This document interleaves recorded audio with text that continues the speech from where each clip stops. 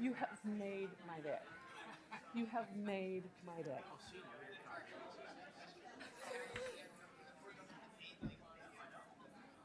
Walk right into it.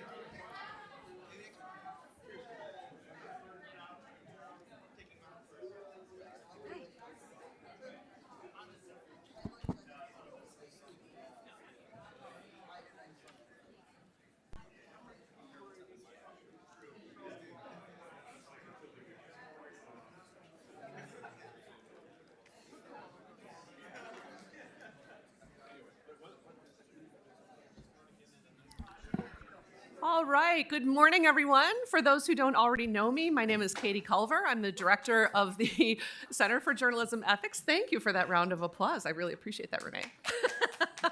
I'm also the director of the School of Journalism here at UW-Madison, and I am so excited to welcome you here for an action-packed day.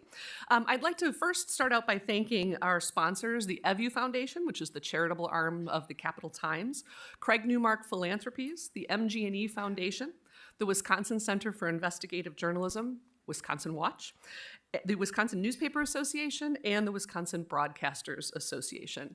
I'd also like to thank our board members who are here today. If you guys could just raise your hands. Oh, they're very shy. Board members, raise your hands. Thank you very much. They are an absolutely wonderful group that supports us in so many, many ways. I'd also like to thank my School of Journalism colleagues who are here today to support us. Our student fellows who you will be seeing throughout the day. They'll be running microphones and social media and all sorts of fun stuff.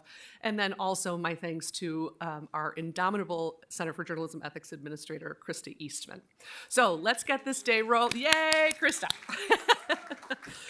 Let's get this day rolling with our keynote. I am thrilled to introduce all of you to Julia Angwin. Julia is a Pulitzer Prize-winning investigative journalist, a best-selling author, a New York Times contributing opinion writer, a Walter Shorenstein Media and Democracy Fellow at Harvard Kennedy's Shorenstein Center on Media Politics and Public Policy. Do you sleep? I don't know. She has led investigative teams at the Wall Street Journal and ProPublica. She founded the investigative newsroom, The Markup. She has a BA in math from the University of Chicago and an MBA from the Graduate School of Business at Columbia University. When we first connected about this conference, I told Julia that I get overwhelmed trying to navigate the space between the AI idealists and the AI catastrophists. They both scare me. And so she is going to till some ground for us this morning on how to ethically cover artificial intelligence. And she landed on the name Boomer, Doomer, or something in between. What is ethical coverage of artificial intelligence? So please join me in welcoming Julia.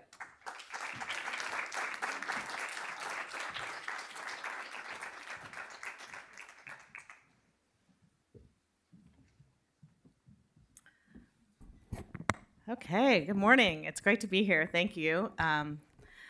Wisconsin is so nice. I just came in from New York, and you guys have some cool vibes going on. Fancy food, fancy coffee I had this morning.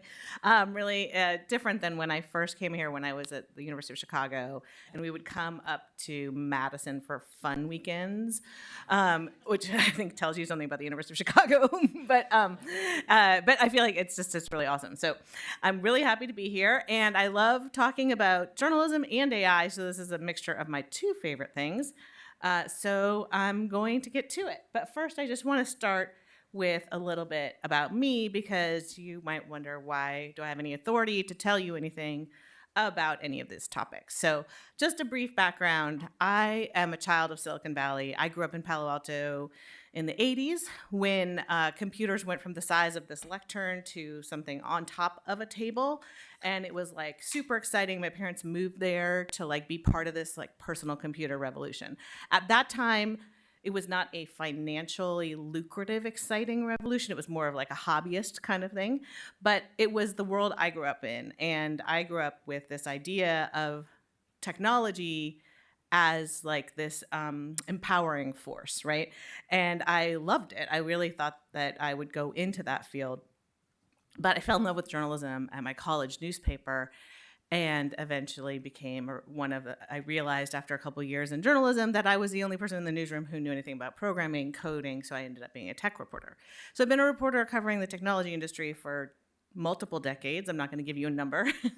I have really come to be I'm still in love with this industry in the sense like I love technology. I love using technology in journalism, but I have really hopes that it could be better. I don't think it lived up to all the dreams that I had when I was growing up. And so a lot of my personal journalism is motivated by the desire to improve the industry so that it serves all of us better. So with that, I'm going to talk a little bit about AI, what it is, what it's not, why it matters, what it means to us as journalists in terms of how we cover it. But I think it's important to start with the basics because honestly, AI is a very confusing thing. There's a professor at Princeton, Arvind Narayanan, who talks about AI. He says basically it's as if we use the word transportation to talk about everything from bicycles to semi-trucks. That's the same thing with AI. It is many, many things that we are using one term for. So the very beginning of my conversation is I want us all to think about what is AI and what are we talking about when we talk about AI. So basically, my little slides are, sorry, I'm not a super slide genius, but that middle circle is supposed to say automated judgments. Basically what AI is software that makes a judgment, right? So software is basically a set of executing commands that you've written. So you write down a program to output the hello world, and then it outputs hello world. AI is when you say output something and it decides to output hello world. So the difference is really that you give the machine the power to make a decision rather than just executing instructions. And there are a couple strands of AI, and honestly, I'm sure everyone will complain about my categorization. There are millions of different categorizations, so I just want you to hold your fire if you don't agree with these. But I would say that there's prediction, generation, and control are three really big buckets of AI. So when you talk about prediction, that's the real crux of AI. It starts with statistics, right? We use statistics to predict things, right? You take a data set, you look at the patterns in it, and then statistics tells you, okay, I can predict what the next point on that graph is going to look like based on the pattern of the previous points. That is ultimately where we start with prediction. And most AI is really based on this predictive underpinning. And as you can see, oh my God, my slides are so terrible. So sorry, guys. I had no idea. Wow. Okay. So anyways, I'm really sorry about this. But, we have been using AI in prediction for a long time. So for instance, your map navigations, when it tells you what route to drive, we have been using it in spam filters when it predicts whether a piece of mail is spam or not. And as we all know, it can be wrong, right? It's a prediction.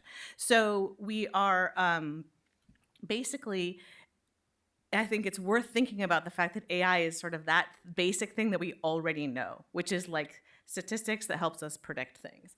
But of course, it's gotten into weird things like insurance, and there are things down there. It says crime prediction down below, but you can't see that. And so that is the world of prediction. Now, the world of AI that we're in right now that we're all excited about is the world of generative AI, which is where we allow it to generate text, images, and voice, right? And so that is the world, and voice has also fallen off. So, but in each of these cases, we've already seen it. So autocomplete was like the early version, and now we have ChatGPT, right? Or you had photo tagging, now we have Midjourney, right? Before we had Siri, you can't see it, but now we have 11 Labs, which is the leading voice cloning. Then when it comes to control, I talk about AI that really is something that is meant to control something, right? So for instance, like a robot, right? We have AI that tells our robot where to move, what to do in the physical world. We have drones that are controlled like that.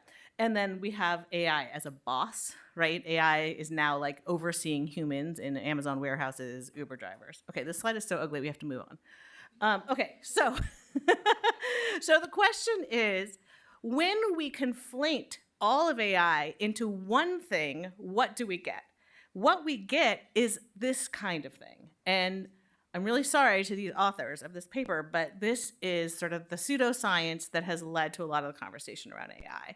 And this is essentially a graph that claims to be a forecast of how soon AI is going to replace humans in all jobs, okay? So, or exceed human performance. And this is literally, they just surveyed 300 AI experts and then made a chart that is supposedly statistically meaningful. And I feel like that's what happens when you don't break AI into its different pieces. Because the reality is, when robots are going to get good enough to do tasks is a really different time frame from when we can have voice cloning, right? Voice cloning is happening right now. And so when we conflate it, we end up with these sort of overly, I would say, almost like religious prognostications instead of real evidence based on the physical world. And so when I think a better way to talk about AI is to talk about the actual technique that you're using. So this is an example. This is sort of a weird thing. So Aspen Digital is giving out awards, air quotes, to journalists who use proper language in their descriptions of AI. I want to caveat this heavily, which is I don't think journalists should take awards from people who are trying to tone police the media. But that said, I think that their point is actually decent, which is that an article like this, where it says we used risk terrain modeling in order to match crime data with information about land use to identify trends, is actually more specific description of AI than we used AI to predict crime. Right? And so I think the more specific we can be, the more concrete and real our conversations about AI can be. And so my first lesson of this talk is language matters. And luckily you're going to hear later from Garance, who at the AP put together a style book for like the use of AI. So she's the expert on this. But I just want to say, like, as we talk about AI, I think it's also important to notice that, like, language matters. Oh, cool, that's something we journalists are really good at, right? So that's a good thing. So next question is, why does AI matter? I think you probably all know the answer, but I'm just going to refresh your memory as to why AI matters. AI matters because it's all around us, and it's happening right now, right? Amazon was using a recruiting tool that, like, just rejected resumes that had female names. They said, sorry. Okay, thanks, guys. Google had this photo tagging thing. This is before we were calling it AI. But essentially, they had built software that would predict what was in an image, and it was labeling Black people as gorillas. They've apologized, etc. We have all sorts of stories about autonomous vehicles. This one is particularly ridiculous. This is a Tesla on autopilot driving straight into a truck. And we have really complicated, sophisticated things. This is a criminal risk assessment tool that I wrote about when I was at ProPublica that is used in sentencing in the state of Wisconsin. It's actually used in every step of the criminal legal system here in Wisconsin. And we did a massive analysis of this tool and showed that it was actually biased against Black defendants. It was twice as likely to predict them to commit a future crime when, in fact, compared to white defendants. And strangely, it was also biased towards white defendants in under-predicting their future criminality. And we did this analysis by looking at their actual records of what happened after they were scored with this tool, and then 2 years later, whether they had actually committed the crime that this tool claimed to predict. Unfortunately, I wrote this story in 2016. It's still used throughout the country and in Wisconsin. But my point being, AI is everywhere. There are real life harms, and therefore it's something journalists should write about, right? That is our job, is to be watchdog for harms that are happening right now on the ground. I don't think our job is actually always to predict the future, right? I think there are some journalists who do that, and that's fun, but I think ultimately we are meant to be sort of on the ground watchdogs about what's really happening. So, next question. Okay, Julia, thanks for this really great talk, but what about the existential risk that I'm hearing so much about? So you've already kind of gotten my views on it because you saw that chart that I sent before, but just in case you were wondering, the world of AI is itself political, right? The AI discourse is political. And I think as a journalist, when you're covering this issue, you actually should understand a little bit of the map of the world around AI safety. So essentially, there are three camps. Now, once again, people will argue with me about my classifications, but this is what I've decided are the three camps of AI safety. There's the boomers, the doomers, and the AI ethicists. So the boomers, oh God, how terrible is it? Oh, this chart's really terrible too. Oh God, I'm so sorry. So the boomers are basically people who are just massively in favor of AI. Let's put it everywhere. Let's run wild. I think the leading kind of proponent of this is Mark Andreessen with his techno-optimist manifesto, where he claimed that the world is being too negative about technology and technology is going to fix everything. And the only real problem is the media and states that are getting in the way of their beautiful techno future. Their basic solution is, of course, markets will solve everything. Doomers are an interesting group. This is a bunch of people who believe that AI is going to take over the world, and they're worried that it will really lead to human extinction. This is the same people who made the chart that I showed earlier. They talk about AI becoming sentient. How many people know about the paperclip? Okay, awesome. So the paperclip, Frankenstein's paperclips is sort of their like canonical text. So it's an article written by Nick Bostrom, I don't know, about a decade ago. He's sort of the leading light of this area. And he basically posits this idea that, like, let's say we asked an AI to maximize the number of paper clips in the world because we wanted a lot of paper clips. And it did all its little calculations, and it decided that the best way to get the most paper clips was just kill all the humans and, like, make a million paper clips. And so this is the kind of thinking that like the doomers are talking about, which is like sort of you take it to the extreme, what would happen? Are humans going to be killed? So the mitigations that they proposed, right, there was this 6-month pause letter that came out, which was like, let's pause AI for 6 months before so we can get a handle on it. Just in case you were wondering, nobody actually paused and that didn't work out.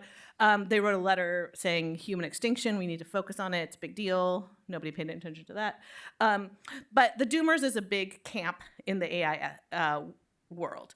And then there's the AI ethicists who are basically, this is often a role that's like within a company, they'll hire an AI ethicist. So they're very much about voluntary commitments, red teaming, which is like, let's do testing internally to make sure our systems are safe. It's, let's worry about bad actors. Let's worry about open source models that a bad actor would get a hold of and do something bad with. And those are sort of the main camps. And this slide is so ugly, we have to move on. Okay, the way, this is like a classic example. This is an AI guy on his blog. He made this chart that I think a lot of people in the field sort of look at as how they describe the issues in AI, which is like security, alignment, ethics, assurances. Alignment is a specific AI term, which is like, is the machine's goals aligned with the human's goals? And that's sort of the paperclip issue, which is like the machine is trying to optimize paperclips. The human is actually, it asked it to make paperclips, but it also has this additional goal that it forgot to convey, like called keep humans alive. So, so this is sort of like what the field often like looks at and how they think about themselves. But there is something missing here. And a lot of people in the field call what's missing socio-technical analysis. And what that really means, good news for journalists, is how about we talk to some people? See the little stick figure? That's the big revelation in socio-technical analysis is we need to get humans involved. We need to understand what humans want. We need to, like, none of this is just about the machine, right? So people talk about socio-technical analysis and you can think in your head, oh, that's journalism. That's what I know how to do. Amazing. So I want to tell you about a socio-technical analysis I did recently. I have just started a new newsroom called Proof News. Check it out, proofnews.org. And I was, for our first investigation, I wanted to look at whether AI was going to responsibly and correctly answer voter queries about very basic things. Where should I vote? Am I eligible to vote? When are the registration deadlines? Can I wear a MAGA hat to the polls? Okay, just basic questions. And I decided that the best way to do like a socio-technical analysis of this was actually to convene election officials to do the testing. So I actually brought 25 different election officials from across the US, put them in a room with a bunch of computer scientists. So actually, interestingly, the people with their backs to you are the election officials, and the people facing us are the computer scientists, in case you can't tell, the suits versus the long hair and hoodies. But this is them rating answers. So essentially, we brought them at Columbia. I did this project with Alondra Nelson, who is a professor at the Institute for Advanced Study and was most recently in the White House, Obama-Biden White House, leading the development of the AI Bill of Rights. And she and I gathered this group together, built testing software so they could look at the answers that the 5 leading models would put out to different queries and then rate them. And the thing that I learned from this experiment was that the election officials had really different ideas about what was correct than if I had just rated these myself. So they would look at an answer and say, this is not only wrong, this is like catastrophically wrong. And I was like, it looked perfectly plausible to me. And that's the problem with AI. It looks plausible. The answer looks really authoritative. One of the most sort of amazing results that we found was Llama, the Meta's AI.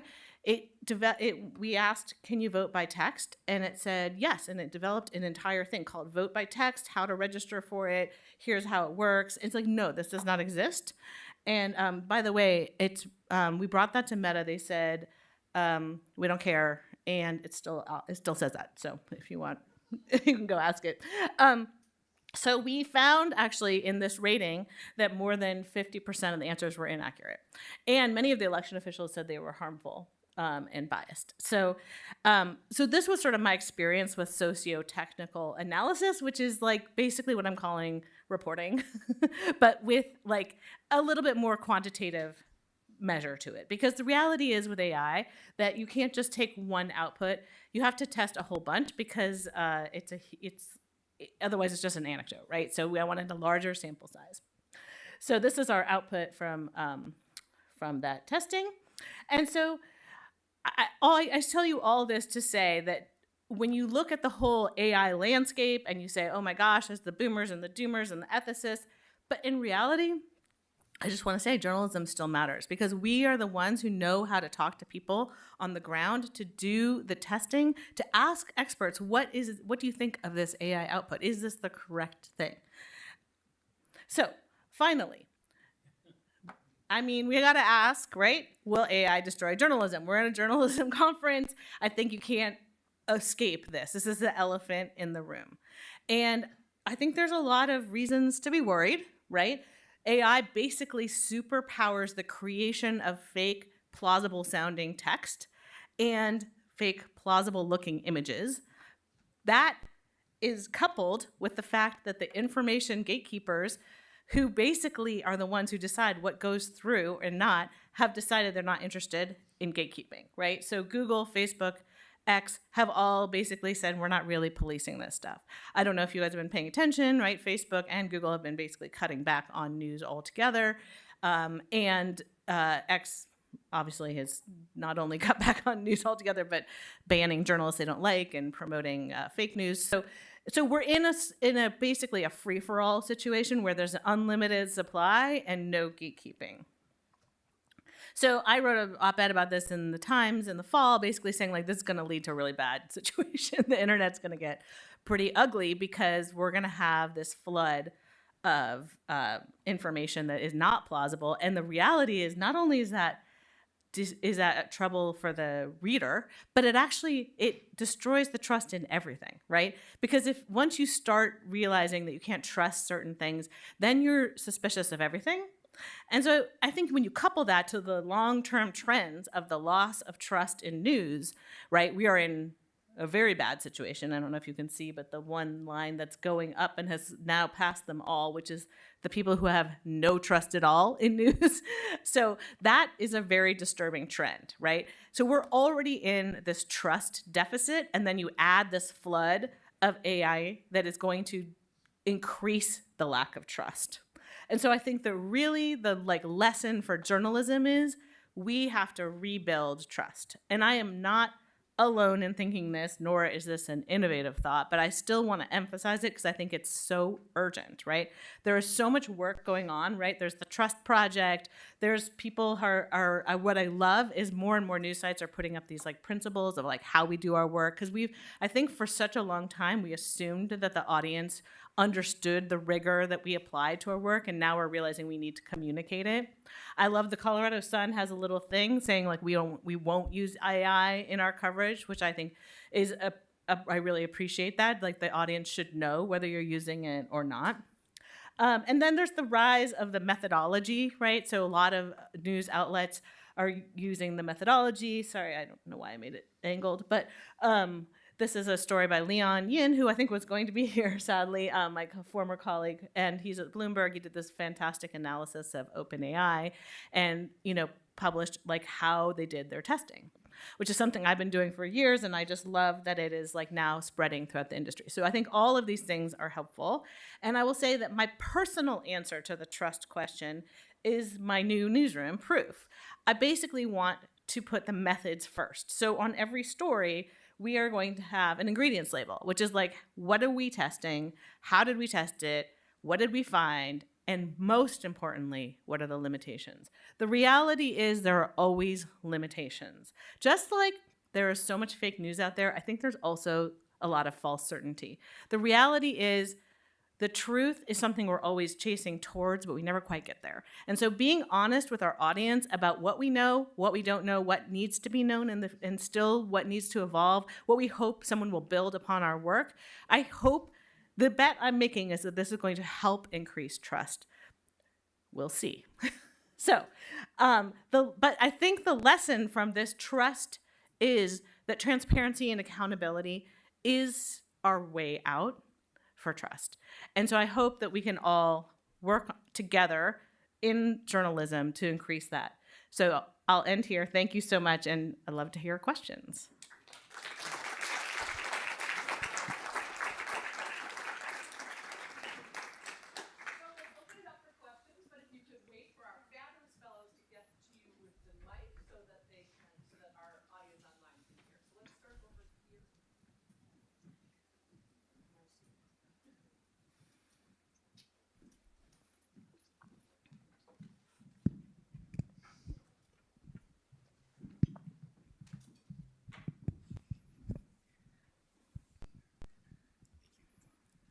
Wonderful presentation.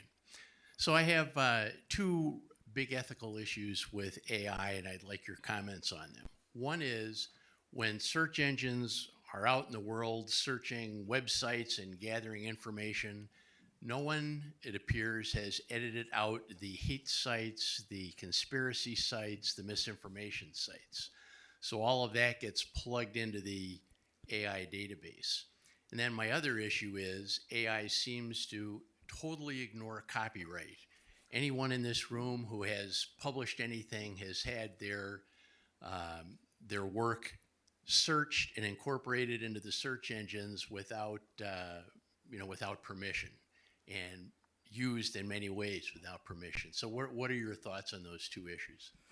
Yeah, thank you for asking that. I thought about including all of that in here, and then I was like, that's too much. But now you've given me the opportunity to talk about it. I share your concerns on both of those fronts. I think what's happening right now is that the AI companies are sort of like in this, they're what I call it is they're overgrazing the digital commons. They are taking everything and scooping it up into their profit-making machines, or at least they're hoping they're going to be profitable. But what that means is that as you're right, there's no focus on quality at all. There's a recent study came out by Abiba Berhan who found I think 20% of one of the big databases contained hate speech and child sexual abuse material and terrible, terrible things. And so what is happening right now is it's left to civil society to basically be quality control for these companies. And that is really an outsourcing of an obligation that I think they should actually own themselves. And then the other thing that means is that I think what happens is when your stuff is taken, right? So for instance, there's one of there's a database called Books3 that's a component of a lot of the different training models. And we don't know how many, because many of them don't disclose their models, but we know that it's in at least Meta's model. And Books3 is like a pirated database of like hundreds of thousands of books. And I was like, there's no way my books are in there. They're not that popular. Like they're fine. So I looked and I was like, nope, both of my books have been in there. So it was like, if they're taking mine, then they're definitely taking everybody's. and the thing is, there's no accountability, right? There's like, all the companies are like, oops, we took it from Books3, and Books3 is just like run by some random guy who lives in overseas and like doesn't, have it. He's like, I don't know, just scraped it from wherever. And so what happens is that when you start to distrust that your stuff is going to be taken, you pull back, right? So we already see that so much high quality news has to go behind a paywall because we can't support ourselves through advertising. But then what you're seeing is even more companies are pulling back and saying, I want to make sure my stuff isn't scraped by AI. And so what I'm really worried about is that we're going to have this sort of digital public sphere where it's just garbage and all the good stuff is behind big walls. And then that makes it for massive inequality in our public sphere, and also means that a lot of people are getting just completely inaccurate information. So I think not only is it a problem for all the individuals whose items were stolen, but I actually think it's a societal and collective problem for all of us.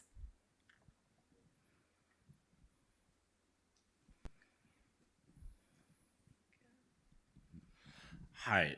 So you briefly talked about how you kind of tell or like test what is AI generated, especially with news.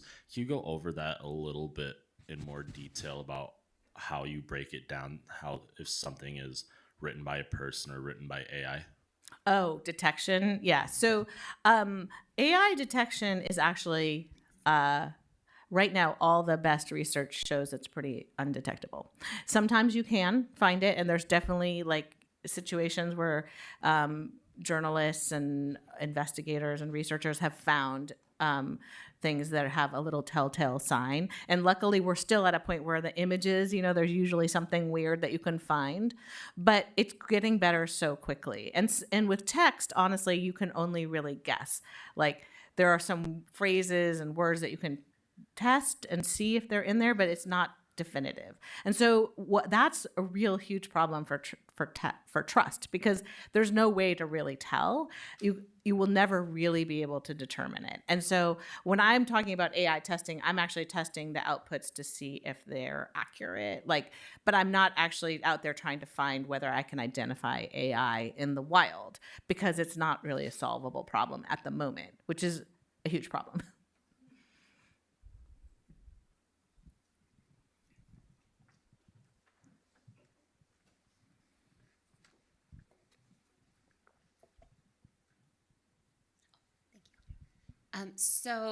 Seeing your kind of ingredients for proof news, I was just really curious because I read your hypothesis, and of course your hypothesis was the AI is not going to give the right answers.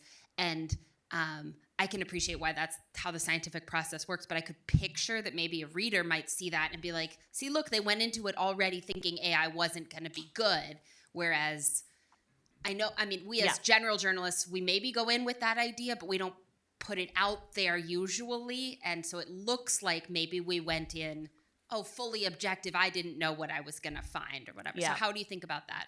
Yeah, I mean, that was an interesting experience for me. I've generally framed my hypotheses in a more positive way, but the reality is that it's the same. And my collaborator, who's an academic, really felt like the null hypothesis is the standard in her field. So we did the inverse.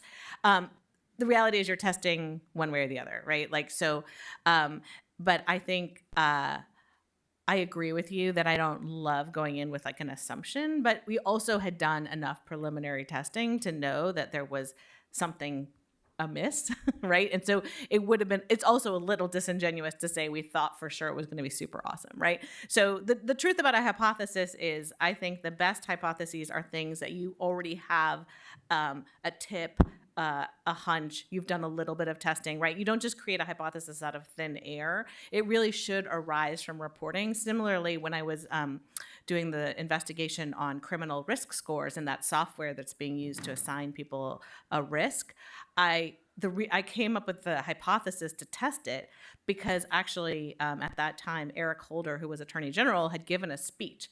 And he had said, I am really worried that these scores are going to reinforce the racial biases that are already in our criminal legal system. And he called on the U.S. Sentencing Project to test that. So I actually read that speech, called the Sentencing not the Sentencing Commission, sorry, the U.S. Sentencing Commission, and said, are you going to test it? And they were like, nah, we got other things to do. So I was like, okay, I'll test it. So I think the best hypotheses are things where people who are well-informed are telling you they're worried about a thing happening. And similarly with the election officials were telling me they're not seeing accurate answers. So I think that it matters a little bit how you phrase it, but it's also worth noting that like the best hypothesis is one that you have reported out.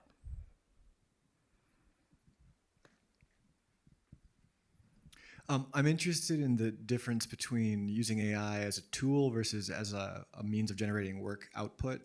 I'm not aware, and this is 20 years ago, but I'm not aware of people or journalists disclosing their use of Google, or maybe 10 years ago disclosing their use of Twitter to do, to use technology as a tool. So is there any, are we overreacting if we're trying to disclose that we're using AI to distill a lengthy document into its, main points, or make sure we're not missing things that a Google search algorithm is not providing as we look for information out on the internet? Yeah, I think that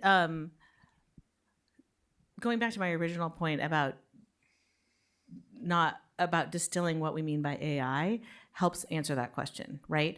Because the reality is AI can be a lot of things. So for instance, when I did my analysis of the criminal risk scores, I used statistical regression techniques to determine whether the output of this algorithm was biased. That could be considered AI, right? But I called it what it was, which is a regression. We did a logistic regression, which held all the items constant except race and saw what the difference was. And so I think being more clear about what you're doing is the answer, not the whether you should disclose AI or not, right? Because the reality is if you use Google search or Twitter, you're confirming that information, not just publishing like what you saw in a Google search result. You're probably doing additional reporting to confirm it.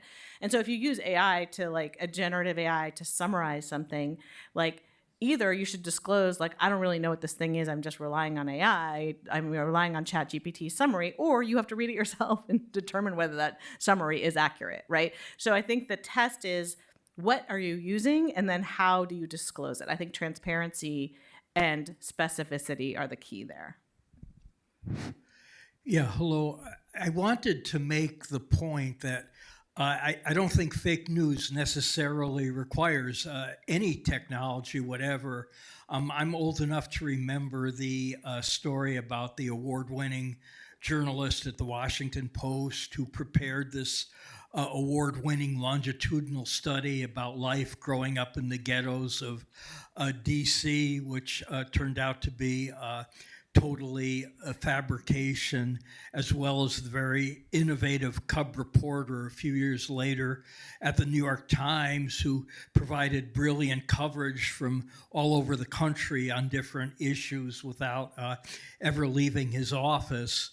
And a little birdie tells me that that is going to be a problem for years to come. So technology may be helpful, but I guess it's hardly necessary in order to fabricate pieces of fake news. Thanks. I mean, I totally agree with you. It's not like we didn't have propaganda or lies before. It's just now you can automate it, and it's also decentralized, right? Like, it was expensive to, this reporter had to spend time creating this narrative and then sell it to her editors and this and that. And now you have content farms where they're just churning out, fake things all the time. So I think it's more about the volume and speed and scale. But there will always be these lies out there. I think we're just in a place where we don't know what it looks like once so many of them are out there. I love how many questions are. This is fantastic.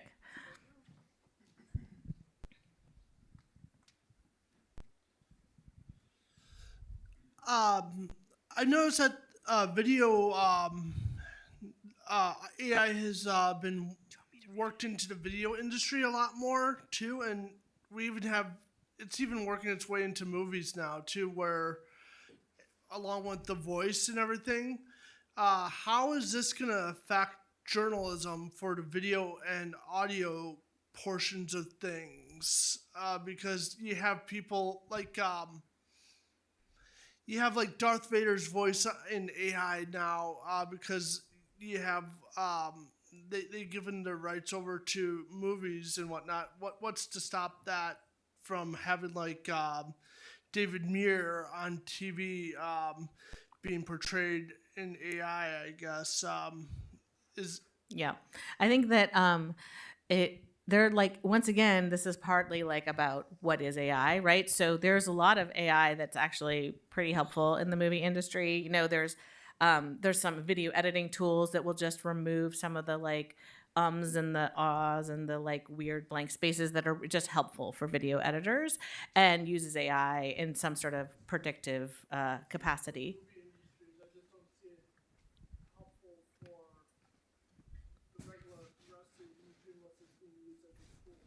Yeah, I mean, I think that's the point, right? Like the question is it being used as a tool that a human is using to like make their process better and they still have oversight?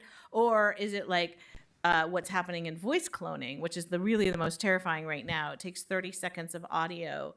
You can just grab a clip from anybody and load it up into the site 11 Labs, and then you have a voice clone. I did it for myself, and then you type in whatever you want it to say. So I sent these hilarious text voice memos to all my friends saying I'm an AI doomer now, and some of them have believed it. and so I think that's a different question. That's about consent, right? Look, I had my own consent to do it, but I could have loaded up anyone's voice. And when we had the election officials in the room, we showed them and we loaded up some of their voices and had them say things like, oh, the election's been moved, you know, just to show how easy it is. And so I think we're in a situation right now where I think the question is, what kind of guardrails are we going to put around that type of thing? Because right now there are none. This is a question from someone joining us virtually. Should journalism orgs be looking at developing their own large language models? Seems like being able to make the case, we built this using well-reported information, is a good pitch to users. I think it's an interesting question. It's something I'm experimenting with myself. I actually have been working for 9 months to build my own Julia bot. I've loaded it up with all of my writings, my books, my articles, and it's just been up and running. I've been having a couple friends test it for the past few weeks, just because I wanted to answer this question for myself. If you constrained the corpus to essentially high quality information, would you get better results? And so far what I'm finding is yes, but like on most things, it's fine. But then one of my friends who was testing it was like, name journalists that Julia hates. And it was like, it put Maria Ressa. I do not hate Maria Ressa. I love and admire Maria Ressa, right? So I don't know how. So it still hallucinates. This is the problem.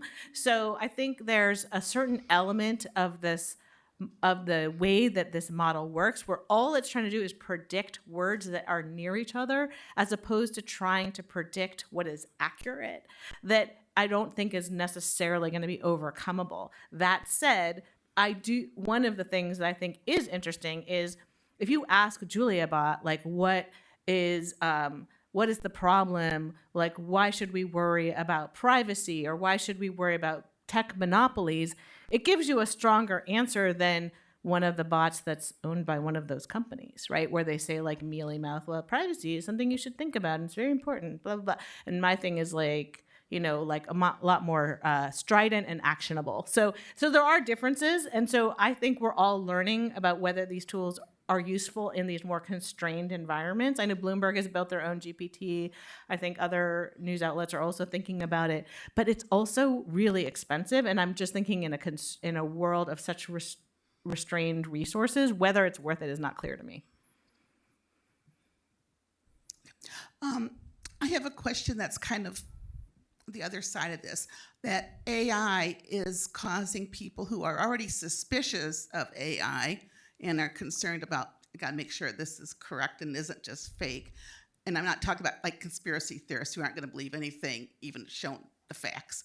But the other day on the news, there was a port worker from Baltimore who was interviewed. And he said when he woke up, in the middle of the night, 2 o'clock, whatever, and he saw that first video of the bridge coming down, he thought it was AI. And it wasn't until a couple hours later when he started getting calls from his supervisor at the port and coworkers and things that he actually believed that it had happened. So I can see that being a real serious issue in the future. Yeah, I mean, that's sort of what I'm talking about with this pollution of the information commons, right?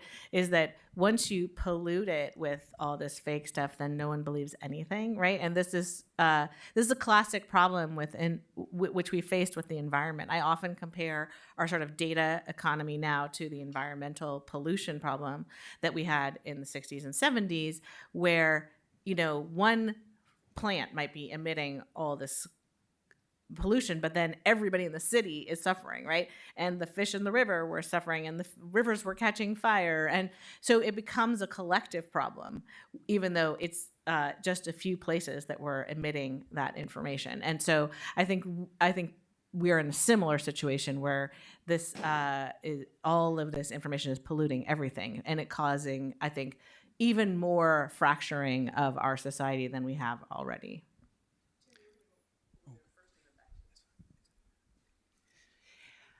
So I work in audio, and I'm really curious because I agree with you. The software that we use and that I see is not quite there yet, right? Like, we can rely on it not being that good right now in this moment today, and that will change. So I'm wondering if you're aware of any detection tools for voice cloning that are on the market now. Is anybody working in that space? I'm not aware of any effective voice cloning detection tools. I mean, the one thing that I think is good right now about detection, about voice cloning, is, like you said, it's not that good. It's good at it's not good at emotional inflection, right? So you can, if you have a sentence that would require emotion, it doesn't do that, and so that's sort of the tell. But that's asking a lot of your listeners, because otherwise it does sound like the person's voice, and maybe they're just having a flat day, And I think, like you said, it's going to get better. And so I think voice cloning in particular, the article that I wrote about the internet getting so much worse, I actually led with the story of a voice actor in the UK who found that someone had cloned his voice and it was being sold on websites across the internet. And he was like, I'm going to lose my entire livelihood. And it was some session he had recorded for IBM. And the thing is, at that time, the contract was just like, you have my voice, right, for this session. But there was no way to envision that you could later take those words that he said for like a corporate, video and make them say anything, right? And so the contract basically has all these rights in it that he can't claw back. And so voice actors are in this terrible situation right now. And I think that train is coming for all of us. As a reporter, if we come across some false information, like you can vote by text, do you have any ways or best practices to fact check that and get the right information out there? So when it comes to voting in particular, right, the local election officials, the way our elections run is that every state or every county usually, and sometimes cities, have their own election commission, and they are the ones who should be the authoritative source for this. And a lot of the election officials who came to my event said they were really galvanized to invest more money in putting more resources on their website, like more common myths that you might hear and dispelling them so that people have a place to go to try to fact check those things. But I think in general, because we have such a decentralized system, you have to go to the local authority, which is hard because you don't really know where these lies originate, right? So I'm sorry, that's not a super compelling answer, but Yeah, sure. Thank you, Julia. I have a question related to your previous point that the words of AI is politicized. But like from some perspectives, the politics is also about human morality. Human have their moral values to tell what is right, what is wrong. So I also hope to hear insights on, do you also think currently, or maybe in the near future, the AI will become one of the many moralized issue in this society or not? Like AI is cheating, taking out humans' job, etc. Thank Do you. I think AI will become a moral issue for society? Is that what you mean? Yeah, the moralize the issue. Like it is now scientifically yes and wrong. It is now only about like politically yes or wrong. It's about like morally yes or wrong. Yeah.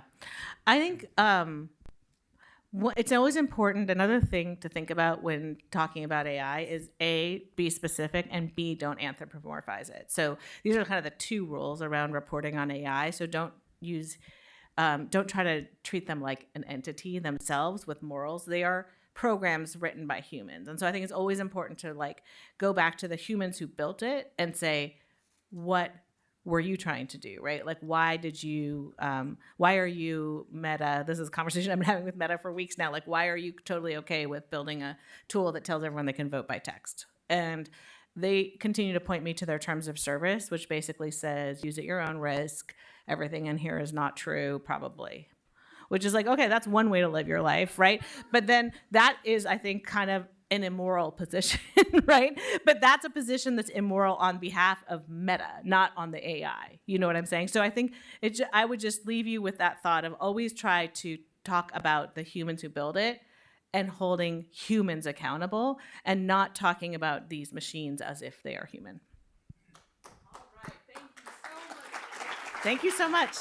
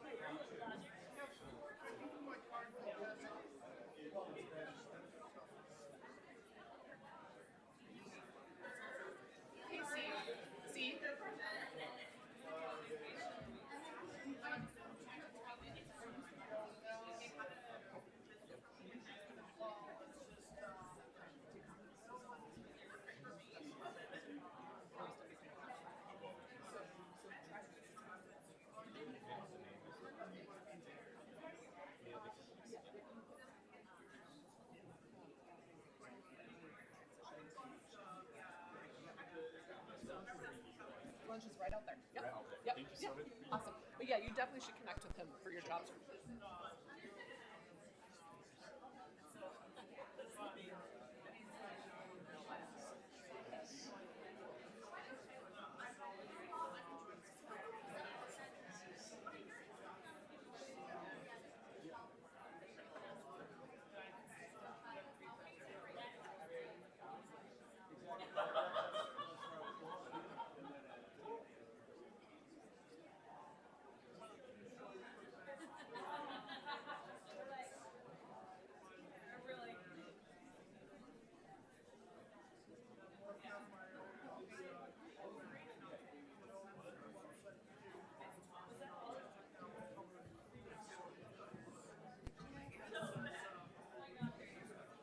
Oh, okay. Thank you so much, Lisa. Hello. How was your travel in? It was great. Wonderful, beautiful jacket. Oh, thank Wow. you. And yeah. Good morning.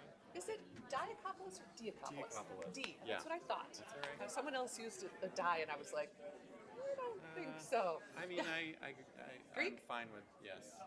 People say Diakopoulos all the time, so I don't even know what my name is. Whatever you call me is probably. Hey, you. Yeah. Hey, All you. right. Well, each have a seat.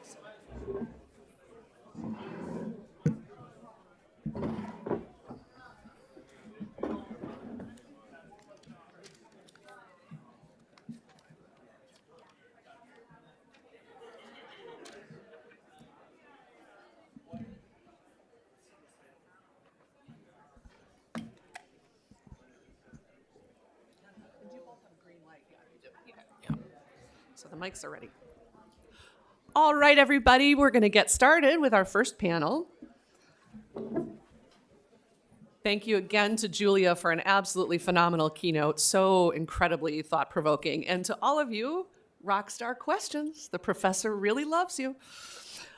Okay, with this panel, we're going to move from coverage of AI by journalists to AI within journalism. And we're going to start out talking about some big challenges, particularly in the areas of trust, bias, and audience engagement.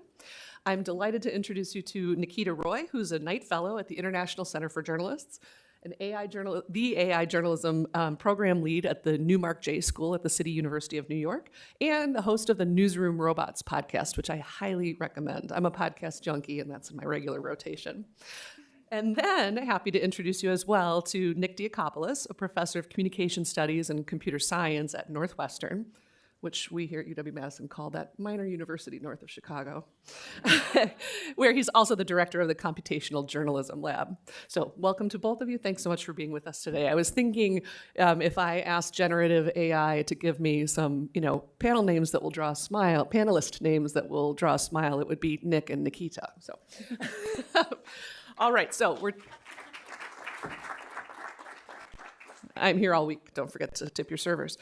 Okay, so we're transitioning, as I said, from that excellent keynote into the use of AI within journalism. Our next panel after this will transition from the kind of theoretical ground that we're going to till into sort of the practical aspects of using AI. What's happening in newsrooms? What does that mean for development of ethics guidelines?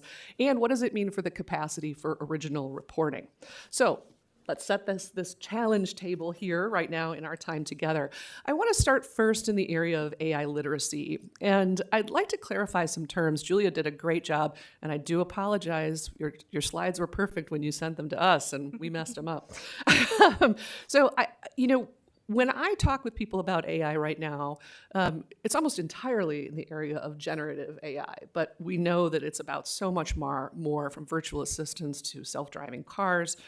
Nikita, I'd like to start off with you because you're deeply interested in AI literacy. What does that concept mean to you? Why does it matter in journalism? So AI literacy, the way I really see it is a comprehensive understanding of what artificial intelligence means. What are the different subsets of artificial intelligence? And especially for us in the news industry, we've been using it for over a decade, but something that we have not been maybe realizing that it's been happening is how the AP has already been having their robots write the articles. For example, their financial earnings report, which was a different form of AI, different from generative AI, and that's already been a part of the industry. And so for me, especially, artificial intelligence is this. It's, as Julia actually rightly pointed out, it's saying transportation for everything under the transportation ecosystem. But for us as journalists, it's so important to know what is AI and what is meant by AI for two reasons, really. The first one is, I think, as reporters, we owe it to our audience to be one of the most informed citizens of this technology, because our world is going to be increasingly driven by AI. It's going to be generating outputs, it's going to be in your phones, it's going to be everywhere. We already have it in almost all of our applications that we are using it. But in order for us to be able to report on that, be able to know how to report on it, we have to know the good and the bad. What is possible with these AI technologies and what can they do? That's when I would say our curiosity, the judgment, the news judgment comes into play, because we get more informed on how AI works.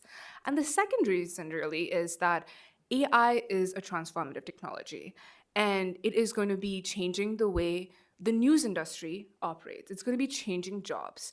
And I think it's important for us to upskill and know how to use these technologies for the good. There are good and bad use cases for every single technology, and there are a lot of good use cases. If you just see generative AI, there are a lot of good use cases and how it's helping the news companies right now. And so how can we as journalists use this technology to benefit us to be able to reach more audience? And we're only able to do that if we are going to upskill ourselves on AI, and if you're going to be more literate on this technology. And so that's why I'm really, really passionate about AI literacy, especially in the news industry.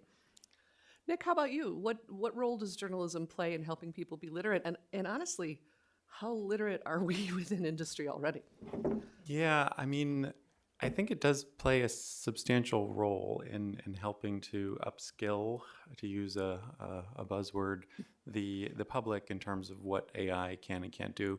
But I think there's sort of a long way to go for the news industry. I talk about data literacy as a component here, understanding how the world is quantified so that it's legible by AI. I talk about computational literacy as a component of this, which is really not about how a computer thinks, quote unquote, but more how to think in a way such that you could use a computer to help solve your problem. So thinking about how to decompose a problem so that a computer can help with pieces of it, or thinking about how to parameterize or abstract a problem so that a computer can try to generalize and help you solve that problem. I also think about advanced statistical training, so the kind of work that Julia has done in the past, picking apart algorithms and models, understanding parameters and features in those models. You need some statistics training to really get into the weeds and pick apart and be able to critique AI in a really powerful, effective way. And I think quantitative evidence can have a certain weight to it that can maybe facilitate understanding and change. And then to pick up on where Nikita was going, I mean, I think it's really important that journalists understand the capabilities of AI technologies, how to use, how to misuse, where are the missteps that you can take. How do you think about things like privacy? How do you think about things like copyright and plagiarism and these kinds of factors? I think that all comes into play. And at the end of the day, I think the responsibility that journalists have, or one of them, is not only to critique AI in society and to watchdog AI and the power that AI exerts in society, but also to communicate it in ways that are faithful to what the AI is actually doing. And so it's about framing, it's about, writing headlines that are not about getting clicks, but about faithfully representing what's going on in the article. I was reminded, I was reading, I think it was Gizmodo's story about Amazon's Amazon Go stores recently. If anyone's not familiar with these are the stores that have like thousands of cameras overhead and they're watching you shop in the store, and you can sort of like pick your products up and then just walk out. And the story was really about how there's actually like 1,000 people in India who are helping support this automated operation of just being able to walk out with your merchandise. And it was interesting to me because the story itself was pretty nuanced and fair in terms of what was actually going on with the AI, how these workers were supporting the AI to annotate data and train the system and so on. But the headline was quite misleading. It was really framed in a more hypey way. And so I think the more we can try to align like how we're presenting these topics to the public with how we're actually reporting them out, I think that's going to be useful. So Julia gave us a great call to action to build trust in journalism in this age, and that's a key focus throughout the day. Nick, I was really interested in a term you used when we spoke, emphasizing appropriate trust. What do you mean by that in the news and overall information environment? Yeah, so appropriate trust is a term that comes up in the technical literature. If you read into human AI interaction as a technical discipline, there's a long stream of research that's been done over the years with automation, and now with kind of more desktop AI systems, where you want to align the trust that someone has in the system with the trustworthiness of the system itself. So inappropriate trust would be trusting something that is error-ridden or prone to making inaccurate statements. You want to align your level of trust to the performance of the system. And one example I like to give here is, is anyone familiar with like Facebook ad explanations, where you get an ad and you can click a button and it will explain like why you're seeing that ad? This is an example of inappropriate trust. I would not trust those explanations because it might say something like, you were shown this ad because you're a male between this age and you're interested in this. And it's like, well, that's an explanation, but it may not be accurate with respect to why I was actually shown the ad. There could be a variety of other factors that were more salient in terms of actually showing me that ad. And so I think it's maybe not appropriate to trust those kinds of explanations. But then again, it's like, well, how exactly does it work? What's the exact method? And that's kind of where you get into needing to understand the nuts and bolts and the process for how that explanation was created to know if your trust in that explanation is appropriate or not. Nikita, I got a little scared recently when I encountered some preliminary research results that appeared to show that audience trust in a news story went down when that news story disclosed that AI tools were used in the reporting, not in the writing of the story, but in the reporting. Again, preliminary results. We shouldn't get into some kind of moral panic. But what do you make of that? I think that is actually showing a critical challenge we're going to be facing in the journalism industry, because AI will be increasingly used for multiple different tasks in the newsroom, but how do we convey that to our audience? And I think one of the reasons that could be showing the preliminary results are showing that result is because of the misconceptions regarding AI. And just within the journalism industry, there is a lot of misconceptions in AI. So just imagine the general public. When they think about AI, based on a lot of the reporting that we have been doing, has been a lot about the bias in AI, how AI is inaccurately creating hallucinations and falsifying information. So now when the news industry goes out and says that they have used AI to write this article or in some way or form in the reporting, the only thing that the public is thinking is the bias in AI, that AI is falsifying information, and now they cannot trust the news because the news is using AI, and they just told us all about that. So it comes down to us being able to now do a lot of good reporting on AI and informing public on upskilling them on AI as well, in terms of like, what does AI mean? When we say AI, it's just not generative AI.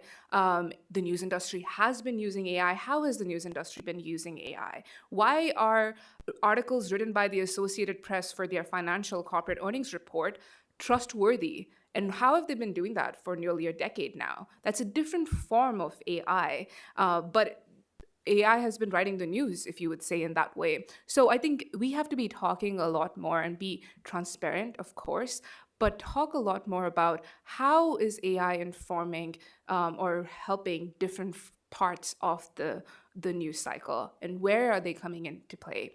And the second point really is kind of talking a bit more about how are we collaborating with AI? Because the way I'm seeing news organizations using AI, and on the podcast, we talk a lot about a lot of them are collaborating with AI. It's not just AI is taking over the job of a journalist. Journalists are collaborating with them to help them brainstorm, helping them with research, helping them with data analysis, a lot of tedious tasks that now AI is helping them speed up on. But when the public hears about AI, when journalism innately is, I would say, a very like human-powered profession. It's you are expecting the journalists to bring their human judgment, that curiosity, that empathy, and suddenly when you're saying that AI is this is powered by AI, they're not able to distinguish where that human element is coming in. So we need to have a lot more conversations again, talking about the good of how AI is helping journalists do a lot more work, reach more audience, instead of just focusing on the bias that is there. We should also talk about editorial guidelines, talking about the ethical guidelines. And a lot of newsrooms are right now doing that, putting that out there in the public on how they're mitigating the risks of AI. That's another crucial steps. How are we going to be mitigating the risks of AI? Because if AI is being used in any process, there's always a high risk involved in it. How are we mitigating it? So if there's hallucinations, how are we fact checking before anything goes out? If you're using it for summaries, how is an editor constantly checking that summary is accurate for that particular story before it even goes out to an audience? That's all happening behind the scenes, but we're not communicating that, and we need to be way more transparent in communicating it in order to reduce the fear around AI and news. Nick, did you want to add to that?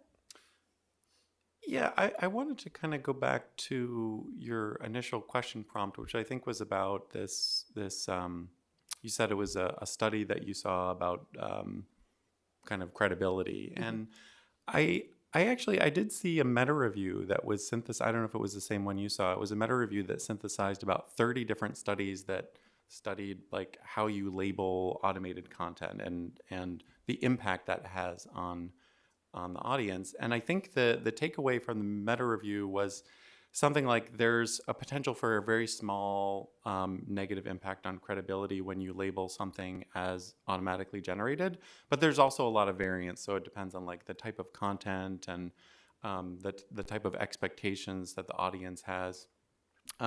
So, you know, I think ethically, I think disclosure is paramount. But the reality is that, you know, depending on how the audience has sort of absorbed the impact of AI in society, they may end up seeing that in a slightly negative way. And maybe that's part of the cost of being ethical, is just taking the hit and saying, you know, we're still going to disclose this even if we know that it might not ultimately improve trust. It's about appropriate trust. It's a great term. So I want to pivot over to what you mentioned, Nikita, and that's the question of bias. So it comes as no surprise to anyone in this room that when we humans build things, we bring ourselves into it, including our biases, whether those are explicit or implicit.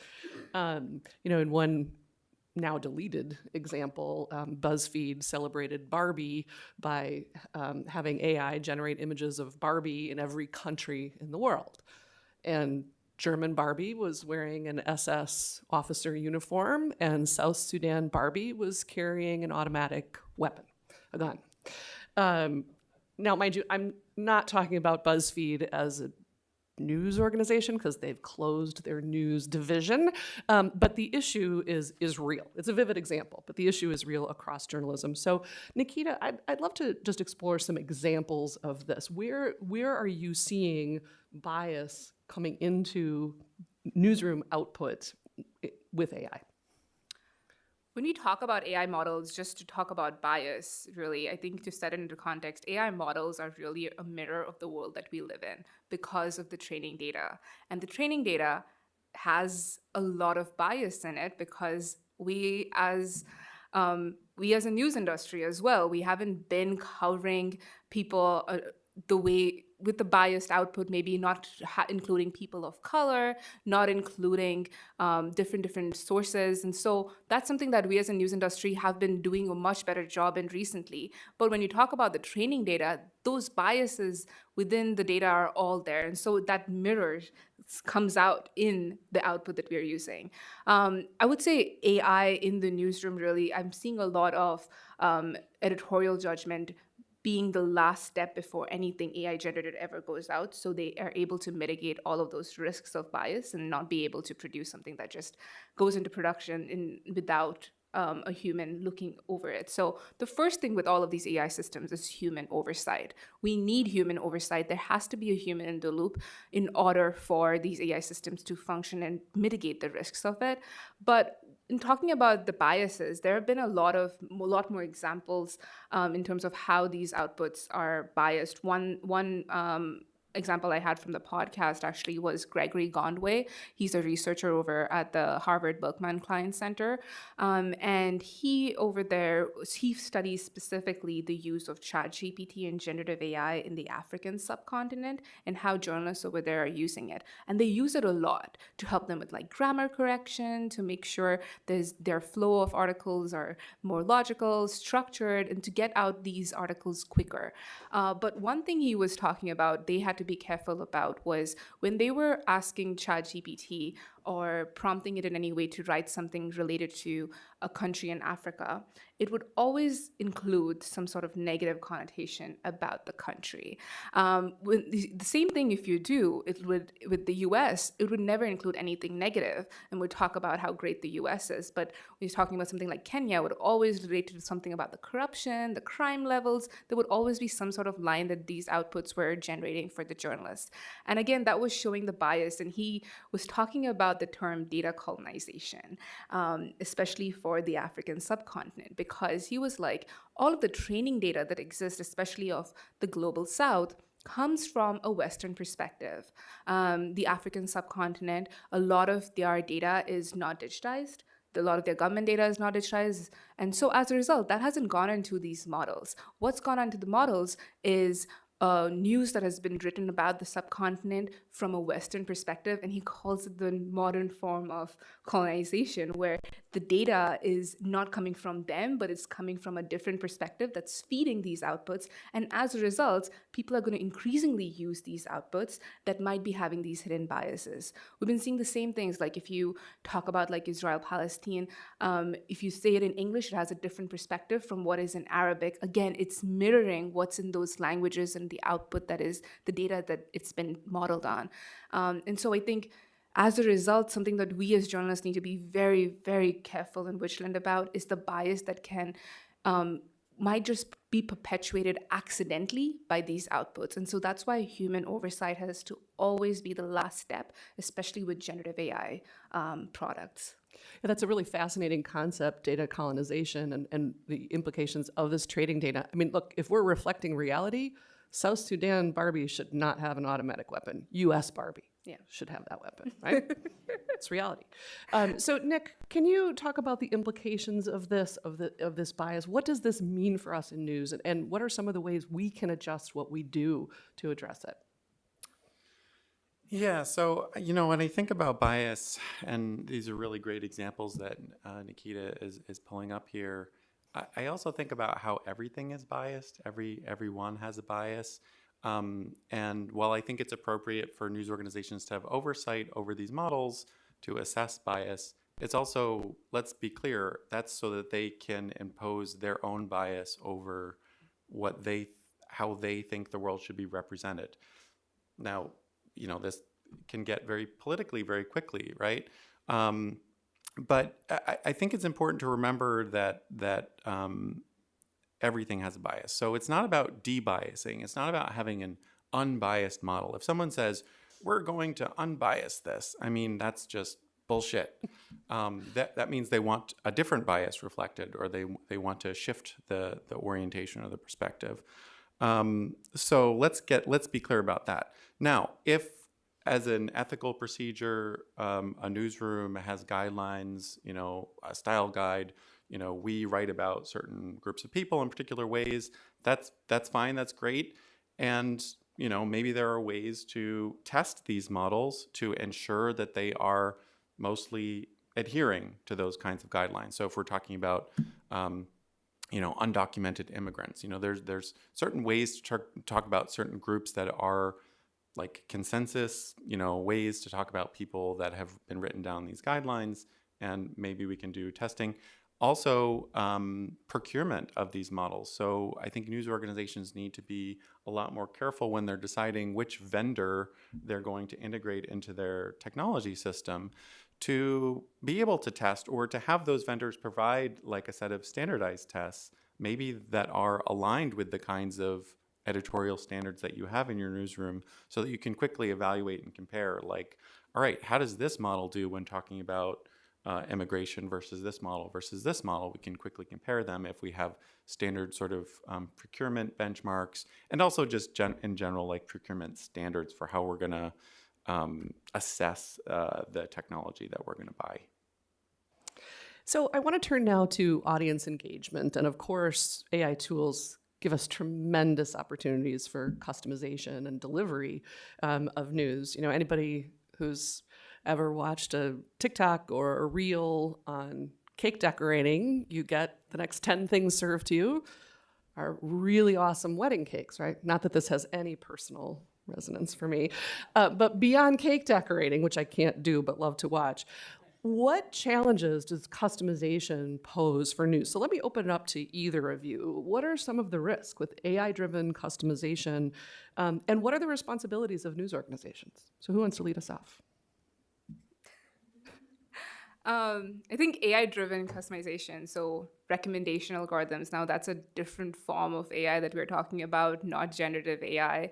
And that's what's powering your Netflix recommendations and your Amazon product recommendations and what you should buy next and everything that you see.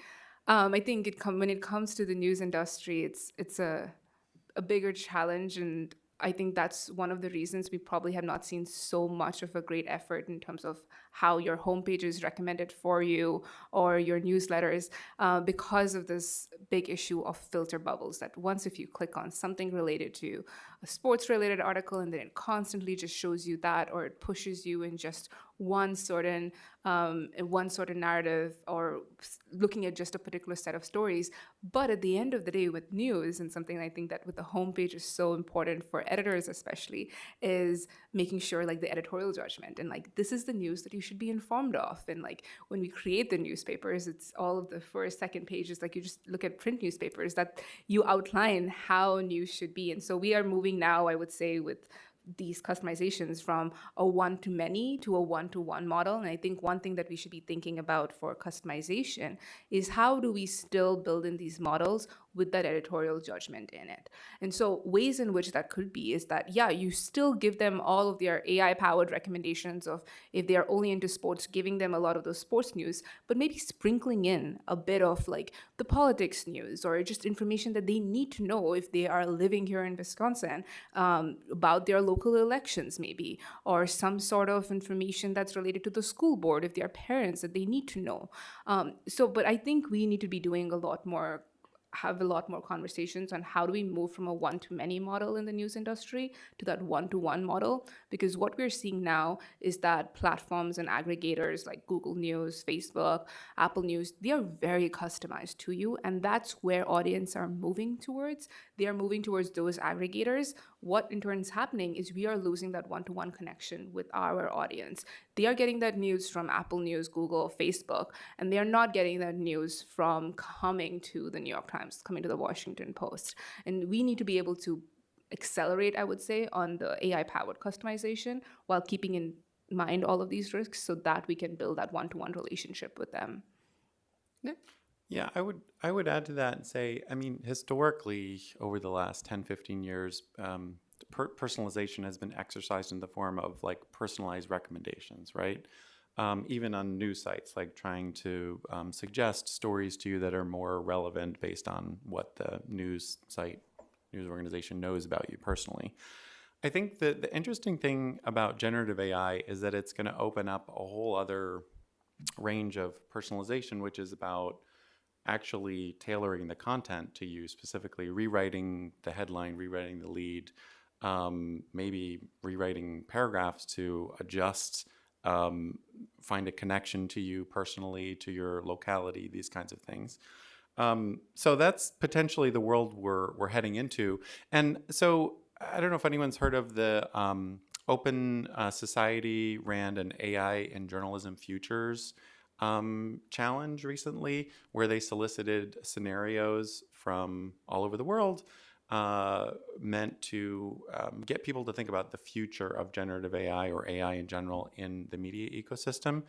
And they were kind enough to share the data with me. It's like 800 plus mini scenarios that people around the world wrote about how they envision the technology evolving. And personalization is like a major theme there. I think a lot of people see that future coming because they're already starting to have those kinds of experiences, and they're seeing that the media ecosystem has a lot more potential to be personalized. So what are the implications of that? I mean, we can think about something like polarization. We can think about fragmentation, people, getting into more niche communities, personalized communities. We can also imagine, maybe there are ways to enhance engagement in society or community through personalization.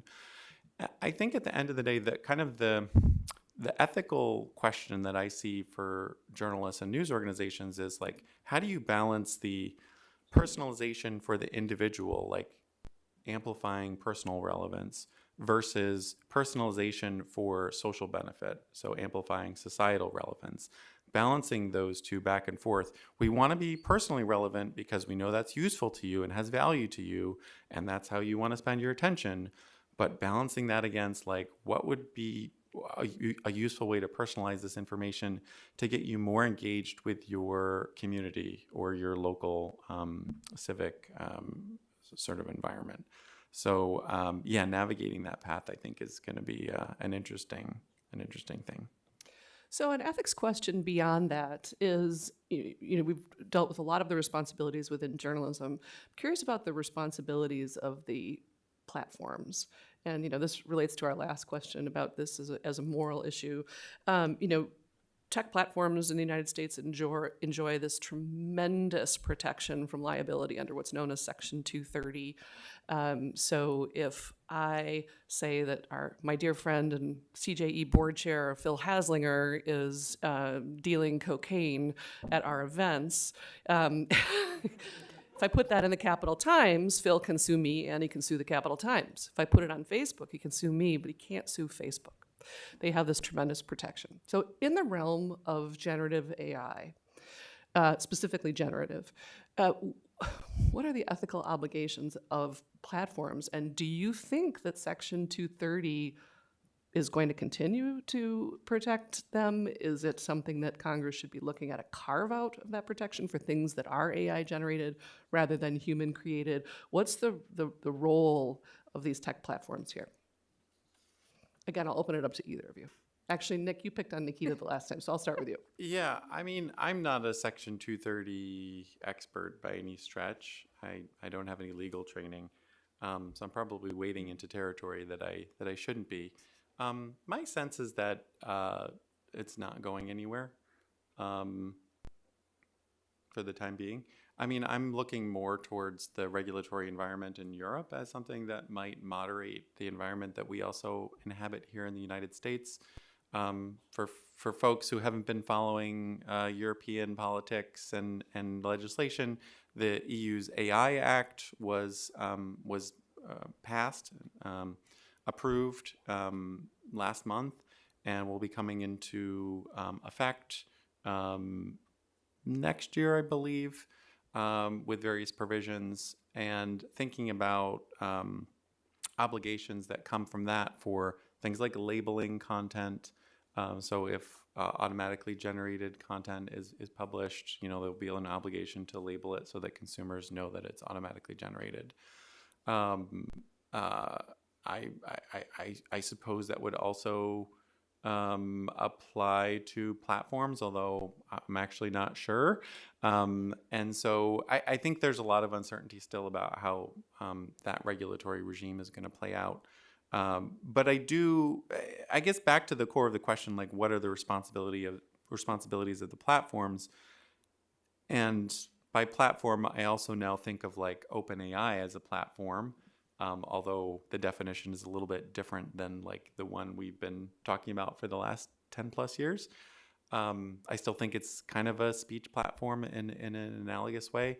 I think we're mostly talking about content moderation and how these tech companies can mitigate the worst possible content harms that these models can generate and try to tamp down on the risks that way. But so long as they do a semi-adequate job of that, I don't see. I mean, certainly the legislative branch of the U.S. government is not able to legislate anything right now. So I don't see that happening anytime soon in the U.S. With Section 230, I totally see how platforms have that power with the way Facebook and all of their social media platforms work. One product, but again, these tech companies are like constantly innovating, producing new products, and I think really stretching the boundaries of what's possible, which is great for innovation and what we're seeing in the world. But one product that really concerns me is their generative AI search product, which is if you go onto Microsoft Bing, you go to ChatGPT Plus if it's connected to the internet, Google Gemini, if they are using it to connect to the internet search database and then produce information when you ask them a question. So it's kind of different from the foundational, like basic ChatGPT that you would go to. But what concerns me over there, especially for us as the news industry, is the deteriorating quality of the information ecosystem that we as journalists will need to be having to deal with. Why I say that is because if you go and ask Google Gemini about certain news or what's the news today and stuff like that, it can just go and pull out whatever it is, what's in their top search results, and then synthesize that and produce it into an answer for you, which as a consumer is pretty great. I use all of these generative AI search tools. I've been using this for over a year. Since Microsoft Bing Chat came out last year, that had been my go-to generative AI tool to just go and quickly ask questions before then going to Google if I wanted deeper information, because it's able to synthesize information very quickly when I want an answer. But the problem that I'm foreseeing now is that a lot of the news companies last summer, rightfully so, had an issue because these tech platforms were going and synthesizing content from their websites and then producing that as an answer, which meant that consumers now did not have an incentive to go and further read a news article, and the news outlets were not getting any part of that deal and they were losing out. But last summer, what news organizations, a lot of them did, was they were able to have a bot that would block access from getting these platforms to crawl their news articles and then synthesizing that and producing an information. As a result, what happens now is that since major news outlets have put that bot in, when you go and ask it a question, anything news related, it's now pulling out its information from not quality sources.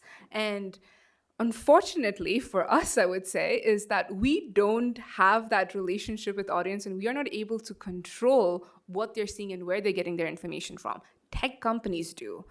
They are controlling how they're getting that information. And if generative AI search can suddenly be mainstream, and it's already being adopted quite a lot, if that becomes even more mainstream, what does that mean for the information ecosystem when news is not going to be part of that information ecosystem, because a lot of them have put these bots and are blocking it? Now, the people who are spreading disinformation have no problem about having their websites out there and their content getting crawled, and the bot doesn't know. We still don't know how they're programming all of that. They're not transparent with it. And if they're synthesizing all of that information, we have a higher risk of disinformation getting spread. And because of Section 230, they are protected. And I think Section 230, in my opinion, not a legal expert, but when I see it as a technologist, I see a difference in what a social media platform does versus what generative AI search does. And I think they should be held liable for false content that will get produced by generative AI search, because then that would lead to a little bit more responsibility from the tech company side. But that's the end of generative anything, because you can't guarantee that it would be factual, right? But generative AI search in general, I feel like they should be a bit more, they should be using only quality sources in order to do that. There's a way, the generative AI chat GPT foundational model, I don't think it should be under Section 230 because it functions in a different way. It functions in predicting text. What generative AI search is doing is going and synthesizing content and producing information. They should only be getting that from quality information sources. So it should be coming from news. It should be coming from information sources that they deem qualified enough for them to produce this information. And people should get compensated for that in some sort of way. I don't know what that looks like, but we're seeing deals come out with Axel Springer. Sam Altman said that at the World Economic Forum, that they have a vision of when you go to ChatGPT and ask it for the news, they can pull that out from like what Axel Springer's news website is and do that. So that should be a bit more mainstream because a lot of tech companies are coming out with these products, but how are they going to, especially with the generative AI search of like especially news related, how are they going to be talking about the compensation? And I see a distinction between the two products there. And I think that's something that the Center for Journalism Ethics has always been concerned with. It's not just, we like to say, ethics ain't just for journalists anymore. It's for public communicators writ large, including the platforms that proclaim that they're about freedom of speech, but what they're really about is freedom of reach. And that can be incredibly destructive. So I am going to challenge you to again come up with the fabulous questions you did for round one. So we've got our two new fellows here. So please raise your hand high so that they can come to you. We've got one up here, we've got two back there. So let's start, Audrey. Really interesting discussion. Thank you. So I'm really concerned about one-to-one journalism and where we draw the line. And Nick referred to this in a way. So, for example, the president gives a State of the Union address. We're used to a Democratic and Republican responses. But when we get down to one-to-one news, where do we draw the line? Are we going to have a white supremacist response to the State of the Union? Are we going to have a conspiracy theorist response to the State of the Union? There are a lot of people in the one-on-one area that are, on the fringes of society, and I'm concerned about empowering their own perspectives because, of course, we all want to hear what resonates with us to begin with, right? We want to hear what is comfortable to us. So where do we draw the line on those, that one-to-one journalism? Where do we draw the line on the one-to-one journalism? It's an interesting point. I think that we have this First Amendment thing, which always kinds of frustrates any line drawing in the U.S. And so politically, I don't think the line gets drawn anywhere, or maybe it gets drawn around very clear-cut cases of, where we do actually legislate speech and have legal obligations around speech. Ethically, I mean, the whole idea that the news industry has some kind of power over gatekeeping what people are going to have access to, I think we have to let that go. And so I don't think there's any imposing a sort of like, this is where the news industry thinks the line should be drawn around one-on-one communication. People are going to do what they're going to do with these models. They're out there, they're open source, some of them, and they're going to create experiences that speak to them. What's the response to that as a news organization? Let's assume that this is going to happen. So I think then the second order thinking is like, what do you do about that? But I don't think you can draw a line and say that's off limits. And also just to add to that, as you're saying, I don't think the news industry is drawing that line. It's the tech industry because they're building these products that could create that one-to-one experience.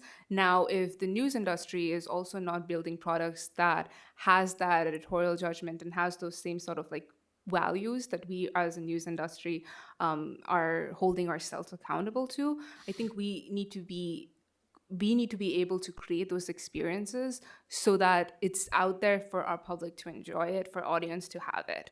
They are going to be expecting that. And if we are not going to be providing that, there are going to be other players who might not be having the exact same editorial values that we might have that would be providing that. And I think that's why as a news industry, we need to be thinking about these new form of news experiences, and one-to-one is going to be one of that.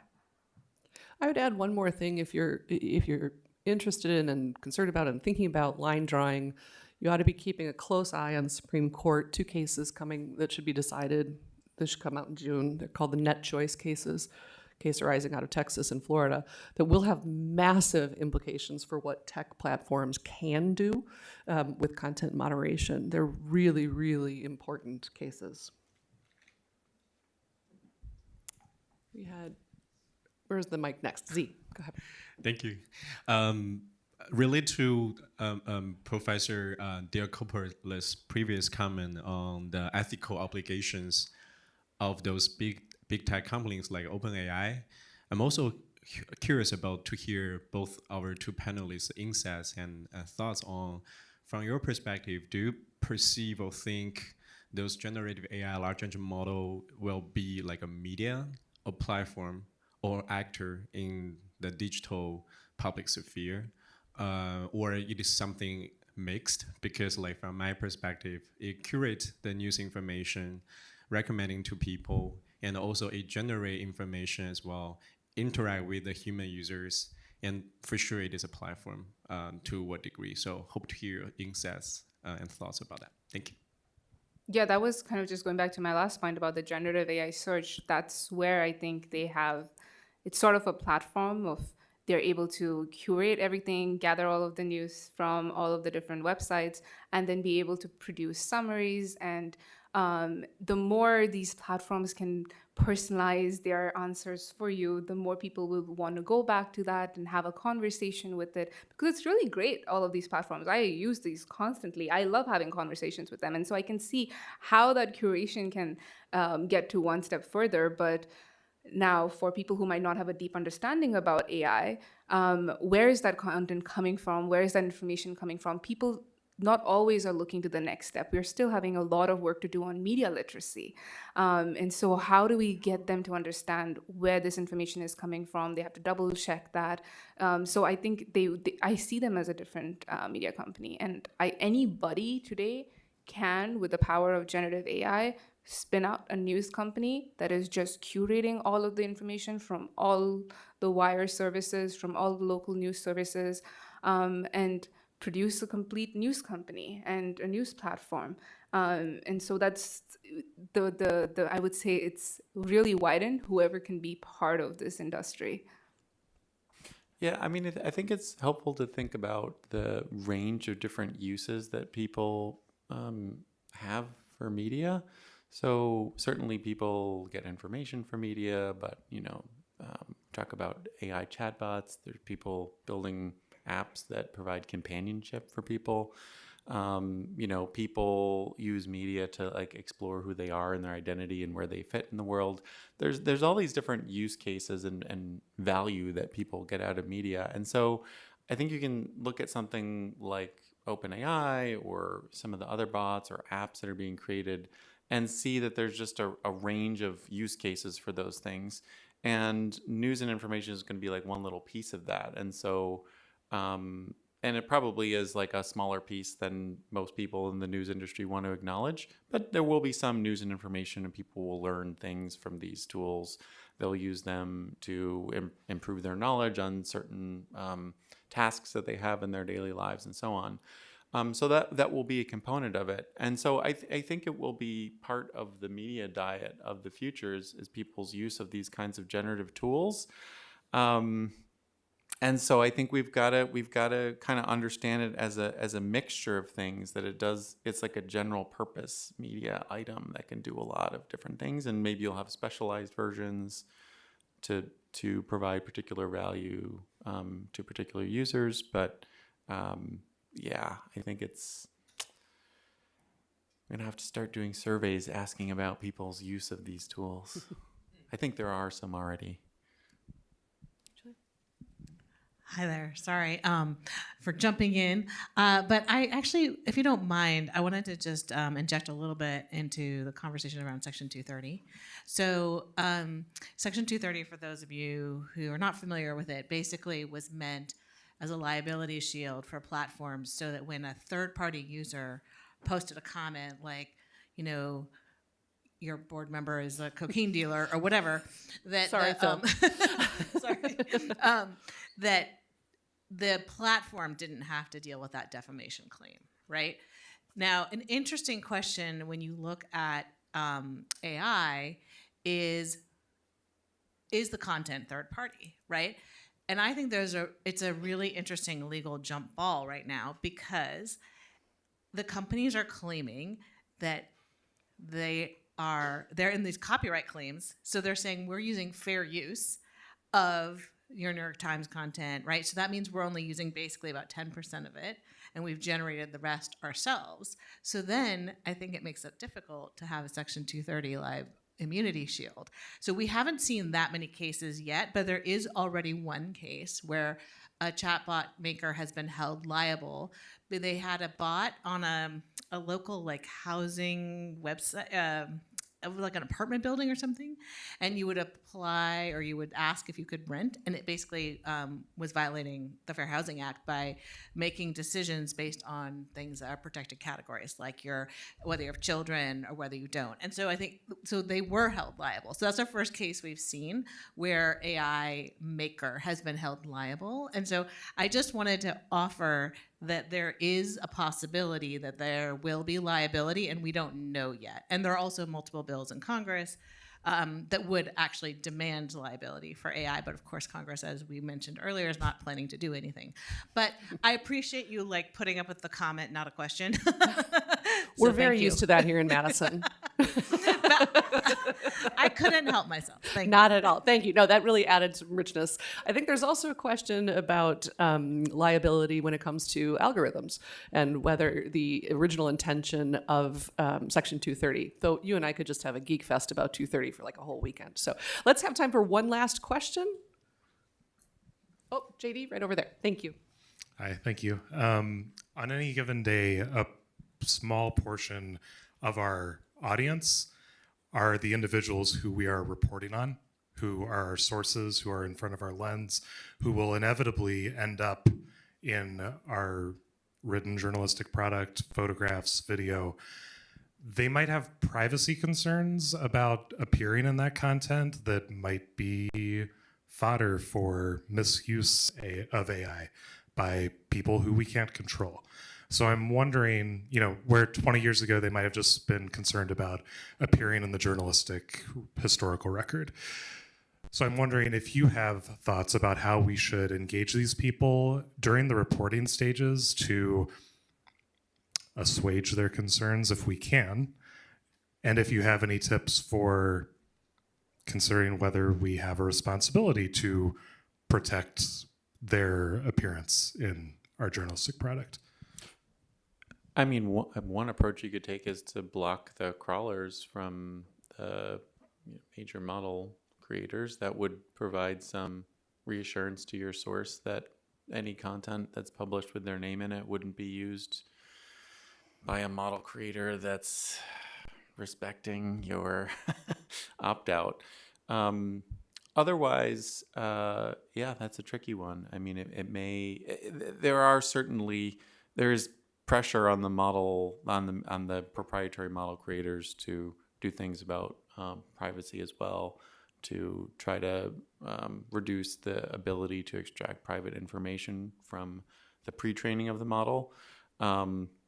But also, to the extent that the models have search engines and can go out and run a search, they could certainly reacquire private information and then use that in a generated output.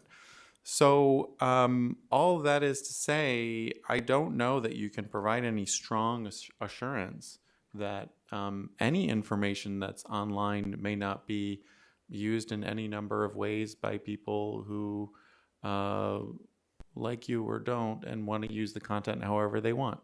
And I don't know that this necessarily changes things all that much from the system that we had in the past. And just to add on to that, I think one thing that maybe news organizations are doing or could do is if they are using generative AI in any process, there are different versions of these models that you could have. So if you go to like the basic ChatGPT, it is training on everything that you are inputting into it. If you go onto Microsoft Bing, they're training on any query you're asking. But there are also more like private hosted versions of these models that are not training on any content that you're giving. And so in addition to these bots, what news organizations are also doing are getting these more enterprise versions of models that they can use within their news organization, but it's not training on their data. You can go even one step further and have these large language models like hosted on just your own server, so nobody's even having access to it. If you're an investigative journalist, you can have a large language model just running on your own computer, completely plugged out from the internet. So there are different ways when we say generative AI, there are different levels to which it is training. Now, if it's going out on the internet and being out there, as you said, anything, if you've uploaded a Facebook photo, it's been gobbled up by these machines. It's anything that has ever been online, it's been gobbled up by these machines. And so I think it's the same question as what's previously been as like, do they want to be online versus not? It's going to be the same risk, in my opinion. And Michael, you raise a critically important point, which you often do, or always do, and that is that when we're talking about trust, we're not just talking about audience trust, public trust, but also source trust in us, and the care that we have to bring to telling people's stories, sharing their images. It's really, really, really key point. So please join me in thanking our fantastic panelists. Super thought-provoking session. And now I would like to invite up my friend and alum, Colin Benedict, who will introduce himself and our next two panelists for our next session, which is going to turn to the practical of newsrooms now.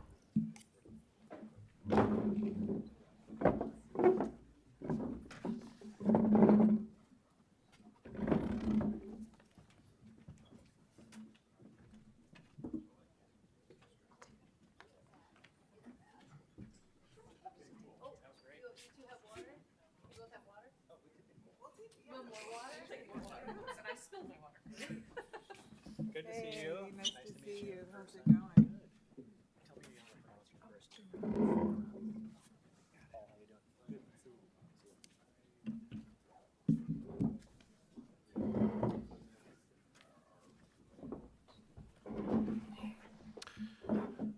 All right, we'll get this going.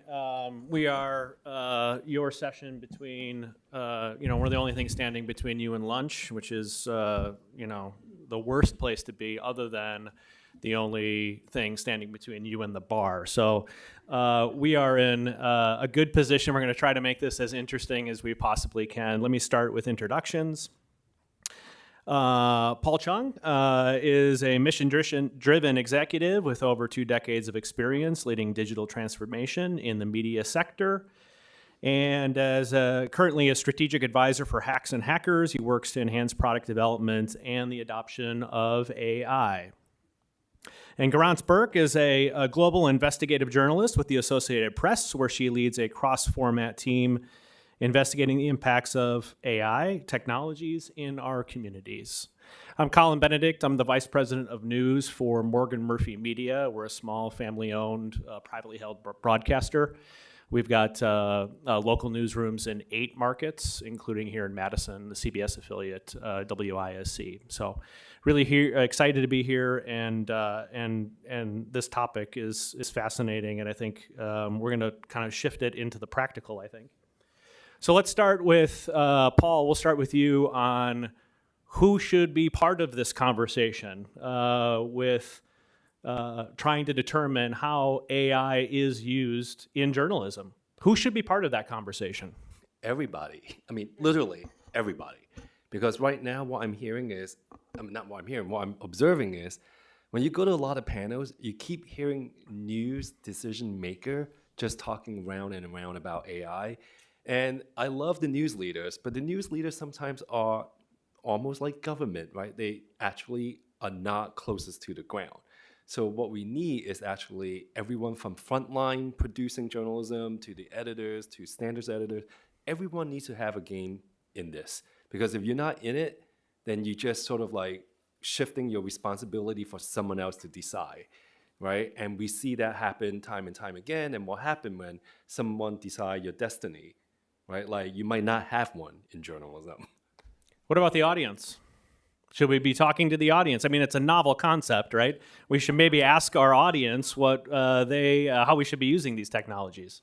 More than asking them how we should use the technology, we actually need to involve them in co-creating the product together, right? One of the biggest failure to me with the news industry is we tend to create things that we think people want because some editor or some boss saying, "Hey, I woke That's up me. this I'm morning." one of those bosses. I come up with all the good ideas. Is that not right?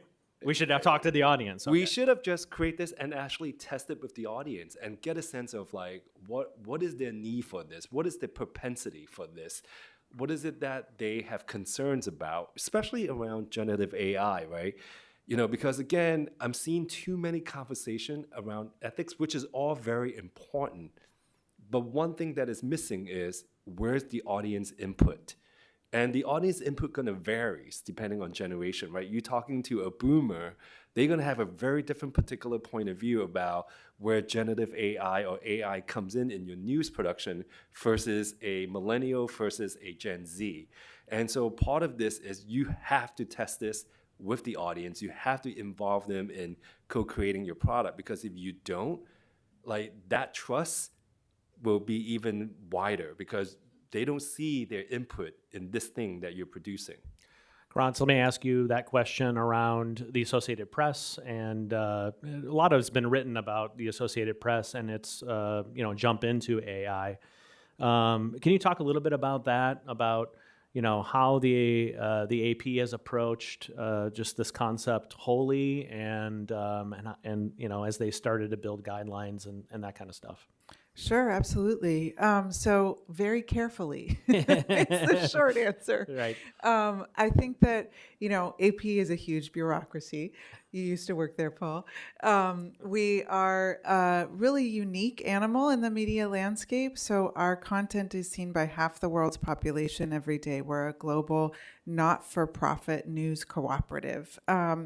And our content goes out across the world to all kinds of different media outlets with very different editorial points of view, right? So in that context, a group of standards editors and some of us from other pieces of AP have been very much involved in rigorous conversations about how our own staff should use AI in any of our reporting processes, how staff could use AI in production. We have various different experiments we're thinking about, but we're also very conscious that what AP puts out as standards is something that a lot of other media organizations will look to, just as we have the AP style book that folks tend to look to for guidance around basic reporting questions.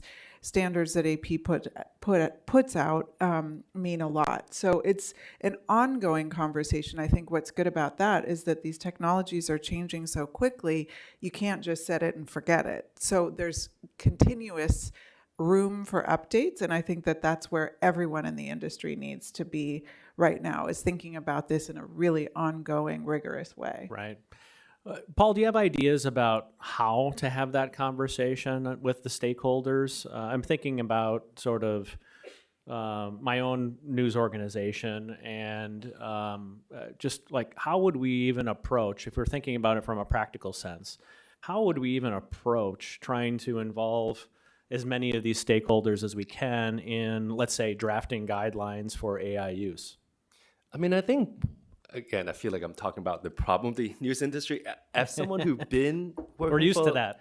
As someone who worked in very legacy institution for more than 2 decades, journalism is very hierarchical, right? In some way, it's very top-down, right? Everyone has sort of like a function. And so part of this is we actually not creating enough of a safe space for everyone to actually be able to report their experiments, what works and what didn't. Right? Because when we fail in something, it actually means a lot, right? Think about, I remember the first job at the Wall Street Journal, when my first correction, mortifying, because I I think I misplaced a decimal. Like that has huge implication, right? Like the cause of failure is so ingrained to us, which is the opposite of sort of like technology and iteration, where failure is learning, right? So how do we actually create a culture that prioritizes learning and actually give people the comfort saying that it's okay to fail, because without failing, we actually couldn't test the boundaries and the limits. And so I think that's number one, is a very fundamental culture shift, right? Second, you could have policy. I mean, I hear policy about like, using ChatGPT in the newsroom. I feel like before you even make an informed policy decision, you actually need to collect data, right? You need to ask people, how are you using these tools currently and for what purpose and why? And based on that insight, then you could maybe form an informed policy in terms of like, yes, do use this in this scenario, but let's avoid doing that in that scenario. My sort of hesitation of doing a policy is, something like the AP style book, they revise it once a year, right? Like, No, actually, the book itself, yeah. Yeah, there's two different things. There's the online version and the book. The book is updated every couple years, so that's like something everybody should know. But the online version, which more people access these days, is updated all the time.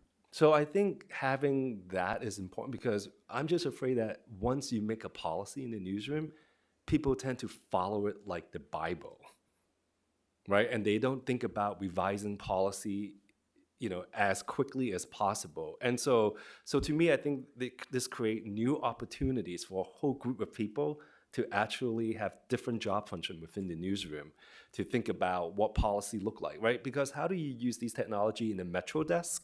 I bet going to be vastly different than sports and lifestyle.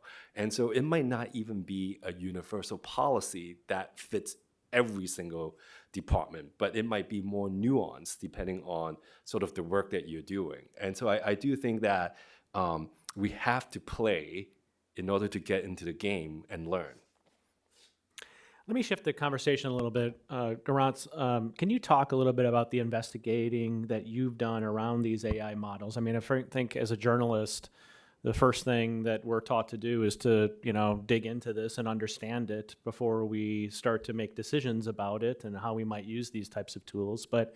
And I know you believe in that deeply, but can you talk a little bit about your reporting around that, and I guess maybe some of the advice you'd give to folks here about how to start to understand what this is? Absolutely. So I think the first thing to really take in is that, we have many of the tools we already need to both investigate these models and to play with them, as you're saying, Paul. Some of the best reporting on AI comes from actually testing them out ourselves, seeing how well they perform, when they break, right? Who's impacted as a result.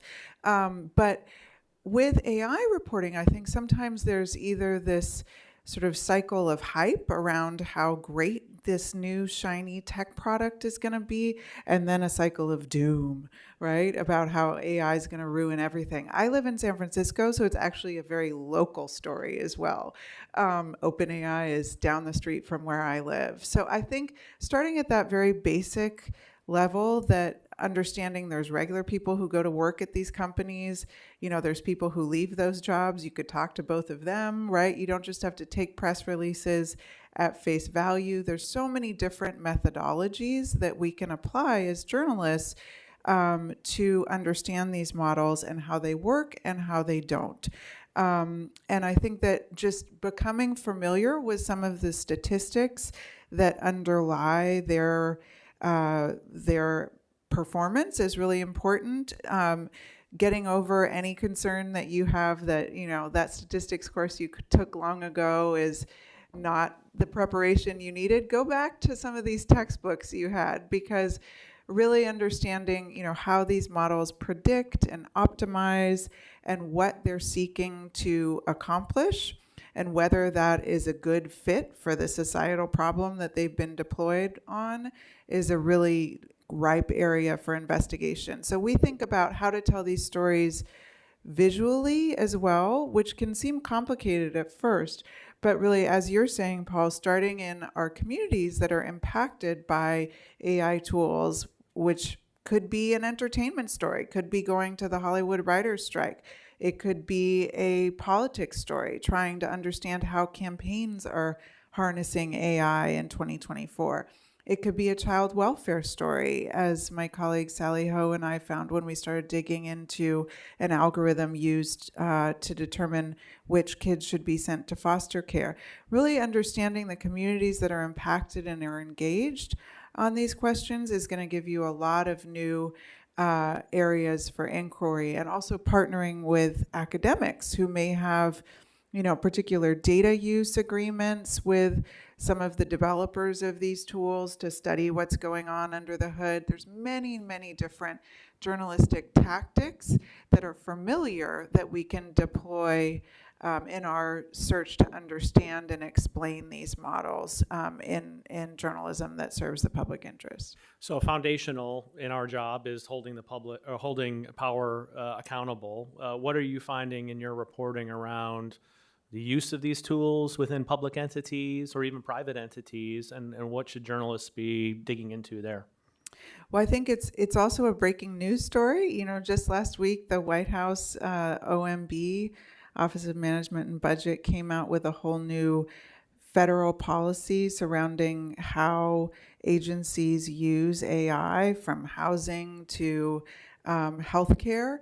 And so I think that there's a lot of places to dig in there in terms of public agencies' use of these tools here in the US and abroad, because another thing to keep in mind is that these models are often developed, down the street from where I live, right? But then they're exported. And so I think that it's really important to think about, some of the biases as well as just the worldviews that these models bring as they are applied in different social, cultural, economic situations. In terms of the private sector, often developers of AI systems, be it a simple algorithm or a much more complicated large language model, are making decisions about how these systems should optimize or predict or control a certain situation based on a set of criteria, right? Like you have variables that feed the model, those variables are given different weights, and that determines what happens. That's a really big sort of set of criteria that are brought to bear. And I think that as public agencies and private companies partner, there's really room to dig in as reporters to see what are the decisions that these private companies made, and then how does that impact the public when public agencies deploy those models. And it sounds very nerdy, right? But this is where a lot of that real grist for the mill for our investigations comes from, is that intersection of private companies that they make their very own specific choices.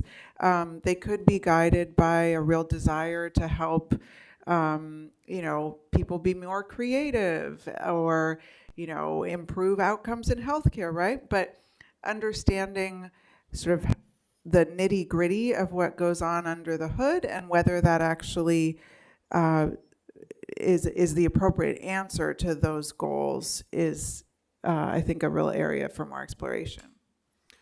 Paul, are there lessons from journalism and social media that we should be thinking about as it pertains to our adoption of AI and our use of AI?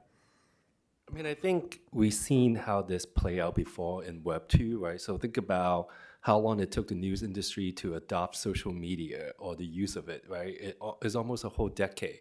Think about all the new jobs that's created as a result of social media, right? So audience engagement editor, right? Think about social media editors. None of them actually existed, but it took us so long for us to professionalize it. So I think right now, as we see the emergence of AI, we have to really be able to think ahead and say, what are some of the new job categories or the new skills that we need to adopt into the newsroom today so that we don't I don't think we could afford another 10 years to catch up, right? So in many ways, that's why it's important for us to play now, because the playing will actually help inform what are the essential skills that journalism need to have, and what are some of the things that we actually need to negotiate, whether it's with the technology companies or with our audience, so that we could better articulate what our value is. Because in a lot of the Web 1, during the blog and the internet, and then Web 2, we shifted a lot of these responsibilities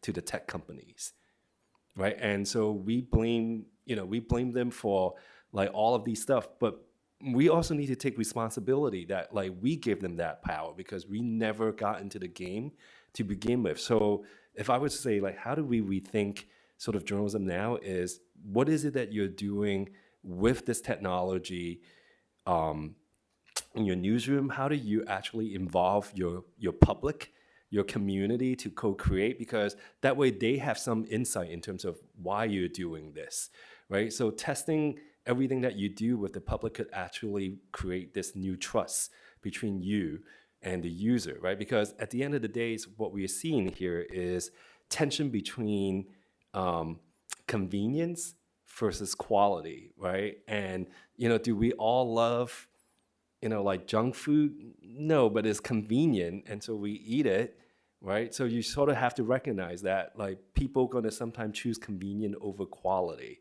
And so we have to basically, get our psyche out of what I call, our occupational ideology, which the Reuters Institute of Study of Journalism in 2024, to me, like best capture it. Basically, journalists have an occupation ideology, a system of belief about what real journalism is, which claim, sorry, I'm like always gonna have to read it. What real journalism is, which claim to an exclusive role and status in society, which keep together their professional identity, right? So I think we have to get that out of our head and say journalism is actually just part of a greater information ecosystem. And in the future, we have to tie our identity to this greater information ecosystem. If we're not part of it, we're just gonna get smaller and smaller and smaller and less relevant to the audience. Let me talk a little bit. I'll take a couple minutes here to just share my experience on what we're working on at our company and how this is kind of like coming to life or not in our local newsrooms. Just for context, our company, we have newsrooms that have 12, 15 people. We've got newsrooms that have 60 people. So we have a small local operations in a number of communities. And, about a year ago, we started down this path of, okay, well, hey, we have to have guidelines around this. How do we approach that? What is the structure for us to play? Because we wanted to give people an opportunity to do that, but I guess it's the hierarchical nature in me. We needed some kind of control over it. And so we broke our guidelines into 3 different categories. One is around using Gen AI tools to just help us do our jobs better. It might not influence the content, but it just allows us to do our job better. And we allowed our journalists to do that. And some of those tools have been around for a long time. Second category, which was something we hadn't been doing before, is to start to use Gen AI tools to version our content. Like, we have source material, we created a story. Right? Human created it, start to finish. We, in a television newsroom, have to create different versions of that story. It might be a television script to a web story, it might be a television script to a tease, might be a social media post, a push alert. Could we use Gen AI tools to optimize that? And so we told people, hey, there's a little bit of a playground. Why don't you try and see what kind of experience you have? And then the third category is something we said you're not allowed to do, which is to use Gen AI tools to create original content. So you can't take your press release and put it into ChatGPT and say, write me a story. We said you're not allowed to do that. So what I was trying to accomplish with our group of leaders in our company is an ability for us to try these things within sort of like a scope, right? And I think what we've discovered is that a lot of journalists, especially at the local level, I'll speak about our company, don't have time to figure this stuff out. and the prompts they use and the tool set that they're using will give them very different results, right? To the point where some of them are like, hey, this isn't worth my time. And so that next conversation now in our company is about how do we productize this? How do we make this so it's so obvious that they would want to use this? And I should have said this at the outset. We started with, why are we even doing this? What is the point of doing this at all? And my argument, and we did some analysis within our company, and this might be unique to our local TV newsrooms, but my analysis was that about 25% of the time that we have in our newsrooms was devoted to creating original content. And about 75% of the time that we are spending in our local newsroom was really around organizing the content, presenting the content, versioning the content. There's an enormous amount of time that is spent on things that are not what I would consider to be sort of like the raw material of journalism, which is like go out and find a story and tell that story.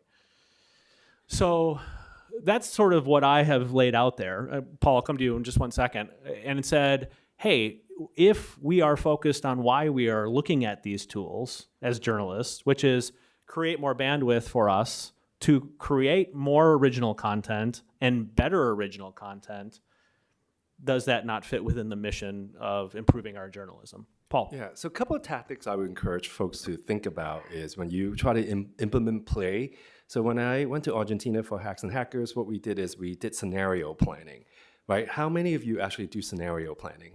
Like whether it's big or small, right? So think about like, what is the scenario that you could imagine, right? What happened if today I would say that assuming that 80% of whatever you're doing in your newsroom can be written by generative AI, not wholly created. You just feed them your note and they will be able to write it. What will you do with all of your resources, right? What will you actually do, right? So you could sort of even think about in these abstract way, right? So for example, when you're thinking about new product, right? I remember a long time ago when AP have this new product called ASAP, which is like they use human to write for like, let's try to write things for the millennials, and it didn't work out.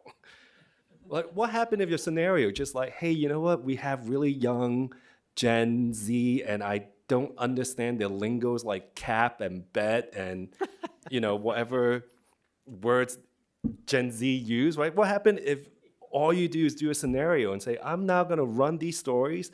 I'm going to feed to Gen AI, say, here's all the like zingers that Gen Z use. Here's all the story. Could you write it in Gen Z language?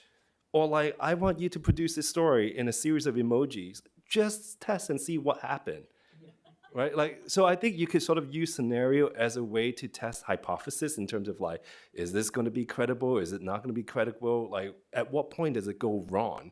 Because if you don't know what's going to go wrong, then you will always sort of live in fear of what Gen AI will do.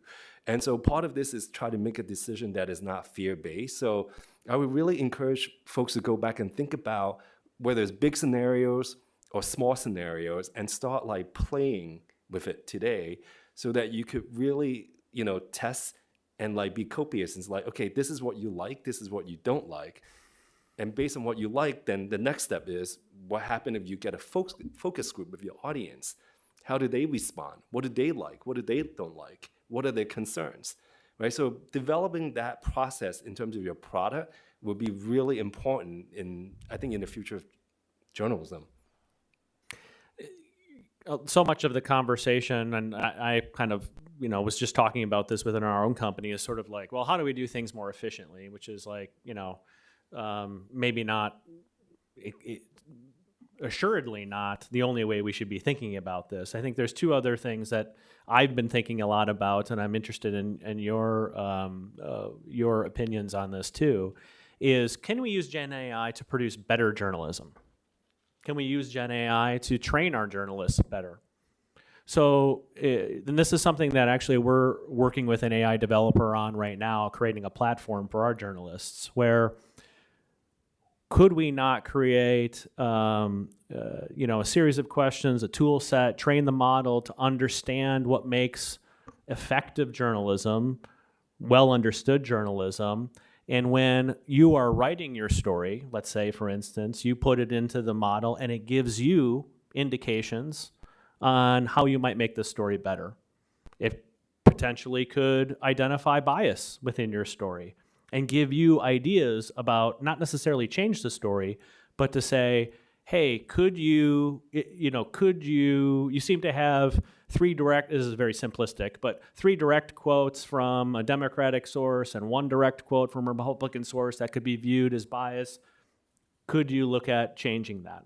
Could we create a scoring system around that to help the journalists become better journalists?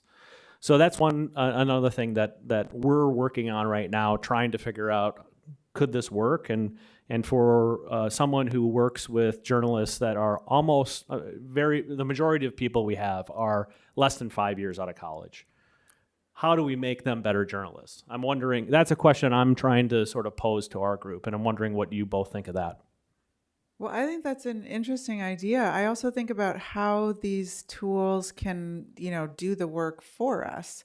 As an investigative reporter, the dream is sort of like the robot goes out and hoovers up all of the data and puts it in a, easily analyzable format so that you then can figure out the, nugget that you've been after, right? But I think some of these tools are not quite there. And this may, again, be going back to my, sort of nerdy basis here, but that's why understanding the models is so important, whether you're applying them in your own newsroom and setting those criteria for what is bias. That's like a huge piece of what you're talking about. Like, how would that model actually identify bias? That's a human choice. Or if you are investigating the models, and trying to tell a really well-rounded narrative about this fascinating interplay between humans and robots, which seemingly we've been obsessed with as a society for decades, right? Think of all of the science fiction novels that sort of play into our current understanding of the machine-human connection. I think it's just, it's that getting comfortable feeling like you're grounded in what a large language model does. When Julia and I worked together on some of the work surrounding chatbots, we found that a lot of these chatbots were trained on data that ended in like 2020, 2021. So they were spitting out information. It's really crucial about the functioning of our democracy and who gets to vote, that was from the middle of the pandemic. Like when we asked the questions about, is absentee voting happening? We got back an answer that was, dated from 2020 with, people are staying at home because they're worried about getting the virus, right? So again, that's understanding the model, know the data, know how they're put together, whether you're using them or investigating them. I mean, one thing I would say is do not conflate prediction equal judgment or prediction equal truth. Because prediction is just a prediction. I mean, it's no different than like all the horse race coverage that we do, right? Like, it's a prediction, right? And so I feel like sometimes like our desire for generative AI is to somehow conflate that prediction of text to be some kind of truth or some kind of judgment. And so that's where we need to take that ownership of truth and judgment back, right? Because we are the arbiter of that. So like a prediction, what it will help you is maybe get you to that decision point quicker, right? So I think, one of to answer your question about could you use AI to make things more efficiency, I remember when I was at the Miami Herald, one of the biggest tragedy that we did is we didn't maintain our newsroom archive, right? We sold it to somebody. And as the industry really contract, you basically have not just the archive, but you have institution memory of all of these people out the door. So think about what happened if that reporter who have like all these notebooks of like something that they covered, what happened if you captured all of that into a data and build your own sort of, RAG, which is the retrieval augmented generation, right? Like, how will you use that to actually train your reporters in a way that have some of those institution memory? Because I do think right now a big problem is, you say, like, many of the journalists coming in at 5 because most of your most seasoned journalists have left the industry. So you lost that knowledge, right? And in terms of coverage, like, they know when, well, this department, this person, we're particularly going to throw you around the loop, right? Like, so you can't trust what this person say. Like, that could only be transfer from like a human to human. And so in absence of the human, could technology actually help with some of those institutional memory? I mean, just like Julia is building her bot, like, what happened if she export that bot and she could train the future tech journalists? And it's like, here's the essential questions that you should be asking, when you interrogate a tech company. Think about what a young journalist can do, because literally, I don't think Julia could answer like every single question from every single emerging tech journalist how to do a better job, right? So I do think there is an opportunity, but you have to start thinking about this discrete problem. Don't try to have Gen AI solve all your efficiency problems. So I think if you could be distilled down to like, what is that one problem you want to fix, and could this technology help solve it? That is a much effective way of thinking about the technology use. It's really smart. To your point on archives, there's a TV station that has built they've essentially figured out how to digitize all of their video archives going back like 40 years. And then they have brought Gen AI to bear to analyze the video and make that searchable. So not just with transcripts, but the Gen AI, the technology is now starting to sort of to be able to kind of, quote unquote, view the video and be able to say, well, that's a shot of the Madison State Capitol and the protester is holding, an abortion rights poster. Thus, if somebody types in abortion rights, protest Madison State Capitol, we're going to surface this video. Yeah. So that type of technology is already out there. Companies are starting to use it, and think about sort of the impact of that on just using our own archives. Yeah. So I mean, there's one very concrete narrow example. So the city, which is a nonprofit in New York, Scott Klein had actually used ChatGPT to map out the coverage of the city in terms of, based on the headlines and the location. They were able to look at, here's the spots that they're covering around the city. And so in there, they could see like where they're over-indexing in terms of the coverage and where they're under-reporting. Right? So I think you could use technology also as a way to look at your coverage to see what are your blind spots, right? Because if I were to ask you now, like which community, like where are you undercovering? You might have some vague idea, but you might not know. And you might find some surprises. So you could see like how other people are using these technology as a way to help them become sort of better local newsrooms. So I would say, so think about that too.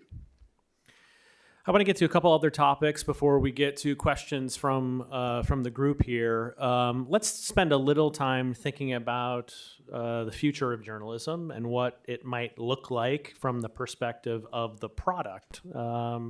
A number of technologists have talked about the death of the page view, that could be something that is, an offshoot of Gen AI. In our conversations, Paul, you talked about should local news organizations be leaning into creating their own GPTs around communities, and what could that look like? Can you talk a little bit about that? So I'm thinking, this is just purely my hypothesis, just looking at where the technology is going. I think news will be either increasingly ambient or increasingly talent focused. So when you think about ChatGPT, in the future, how many, will the audience need you to produce a final product, right? When I could just basically prompt, say, tell me today's news in Shakespearean English, right? Rewrite this in Gen Z language. I just want to know this in 5 bullets, right? So you think about what is the input and output, because so much of our time in terms of reporting and editing is that final, output, this beautiful written and edited story that only makes sense for some audience, right? So the notion of mass communication, I think, is sort of slow, not slowly, but it has been changing. So we have to think about, what does it mean for reporters to give the information and for the audience to say, this is how I want to see the information to pop up. So I think that's one future I'm hypothesizing that is becoming more of a reality. The other future is increasingly talent focused, right? So think about the people that you follow on social medias, right? In TikTok, in Instagram. Why do you follow them? Because you like the way they tell you the news, you like the way they deliver what they say is relevant. So I think, the other end is you will see people trust people at the end, right? Like the notion is like people trusting institution is actually at an all-time low. But, if anyone who played Dungeons and Dragons, like what happened? You always go to the bar, the innkeeper, and they know all the information, right? Like, it's like people trust people, right? So you have to think about like, who's your innkeeper, like, and what does the face of that look like? And again, right? Why do you see that? So I see this as a two divergent path of what the future of journalism might be. And if that is the future, how do you rethink your resources? And how do you rethink about, what is the future role of reporter versus editor, right? What are some of the new job categories that you might have? I assume that, or I'm encouraging people to really start thinking about having, resurrecting the standards desk, because I do think every single newsroom not only need to have a standards department, but I feel like within each unit, they should have a standards expert that is well-versed in technology, right? That could help you guide sort of your day-to-day decision making. Garance, how's your TikTok game? Are you you want to share your handle with everybody? How does this world sit with somebody who's an accomplished investigative reporter right now? This concept of, we've heard it before. Essentially personal brand building. But what do you think? Well, I think particularly with stories about AI, I'll take us in a slightly different direction. It's important for the product to be really engaging and visual and human-centered. And so there's a lot of media coverage of technology out there, but I think you're absolutely right, Paul. People trust people. And so what we've really tried to do with the different products that we've put out in our coverage of AI is ensure that they have really human narratives at their core. And we found that that's when audiences engage most, is when we're talking about the impacts of a social welfare algorithm on a family. We're talking about police surveillance tool that, can figure out exactly where you are on a given day because it's pulling down data from what you ordered on Starbucks that a data broker is sending the police through a third party. So I think that's really important as we all sort of veer into this world of having AI become a real part of our daily lives, is to help the public understand why they should care and why they should stay engaged. And when we've done that kind of storytelling, broken down in, summaries, in photos, in really narrative, character-driven videos, we've found that that's when people engage most, and that's also when we found we've had the most impact. So, for example, a story that we did about a family who was impacted by a social welfare algorithm, the Department of Justice ended up opening a federal civil rights investigation, and we learned later it was partly because of that qualitative and quantitative sort of marriage in the story. But I do think that there are real opportunities to think about using Gen AI in our production for things that are, arguably not terribly controversial right now. A lot of people are beta testing headlines. If you have a human in the loop, maybe that's all right, right? There's different ways to think about summaries. Could there be a translation possibility to reach new audiences. I mean, people are going to be experimenting with this. And I think that really having those guardrails and the understanding of the models and what they can and can't do is the way to proceed ethically, because you don't want to get into a situation where you're experimenting to try to stay relevant and, try to make the best use of your dwindling staff, and you actually really don't know what's going on under the hood. That's like very bad scenario. And I would say each department within your journalism org going to have a very different need and experience with Gen AI, right? I remember a couple years ago when we worked with KPCC, the audience team actually used not generative AI, but AI to look at all the comment during the pandemic. And it helped them realize that the thing that people really want from the audience is they couldn't navigate the unemployment system. And so KPCC ended up doing a digital event to help people. This is how you navigate and file unemployment. And they say this is not something they will organically do because they get so much comment that their small audience team could not actually process all these comment into synthesis, right? So they were able to use, early form of AI to help them, do the analysis and then realize that in so many different kind of comment, it all points out to people couldn't file for unemployment because the system is weird, right? So I think, what your audience team need in terms of AI going to be very different than an investigative team, right? So I think these guardrails is not going to be uniform, I would suspect, not now. And so you just have to figure out what is the discrete case for each group and figure out what's going to work and what's not going to work. Great. Let's open it up for questions from the group. Let's start in the back.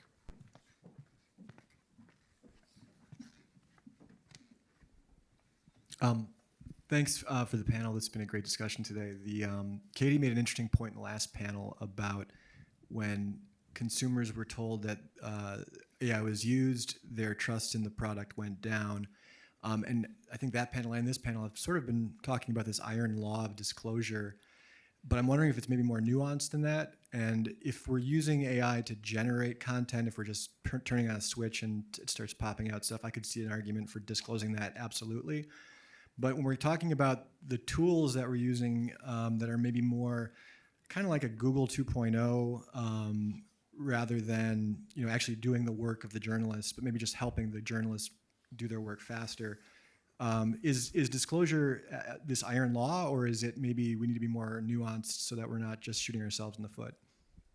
I've worked on that. I'll talk a little bit about how we've thought that through. I think it's a really good point, and I think it is more nuanced than that. If you have a standard of we're going to disclose every time we use Gen AI, like where does that line get drawn? Does Grammarly count as Gen AI tool that you use to copy edit your product? I don't think that needs to be disclosed. I think where we have obviously the closer it is to the consumer, the more influential, the more necessary I think it is for disclosure. How we've approached it is, first of all, we have a standard that anything that Gen AI has influenced has to be reviewed by a journalist before publication. So I guess we're putting some comfort in that. And then I think broadly, we have said and have posted on our website, our policies of how we use Gen AI, how we don't use Gen AI. But I think when you get into that question of like, should this story have a disclaimer on it? It gets a lot more thorny. And I think obviously each organization's going to sort of figure out what they think is right in that regard. Any thoughts on that? I mean, I would say laws are developed by humans. So if you're not sure, maybe you should just, again, go back to your audience and ask what is the comfort level. I mean, I think, again, time and time again, like journalists, we want to make decisions for the audience. And so I would say, like, as part of your regular standards outreach, like maybe you should have an audience panel and ask them, right? We don't disclose when we use Photoshop. Like, some people will be more sensitive to it than others, especially now in the early stage of using AI. So, you could, I would say, think broadly and think about how you could involve people in your community to help inform your product.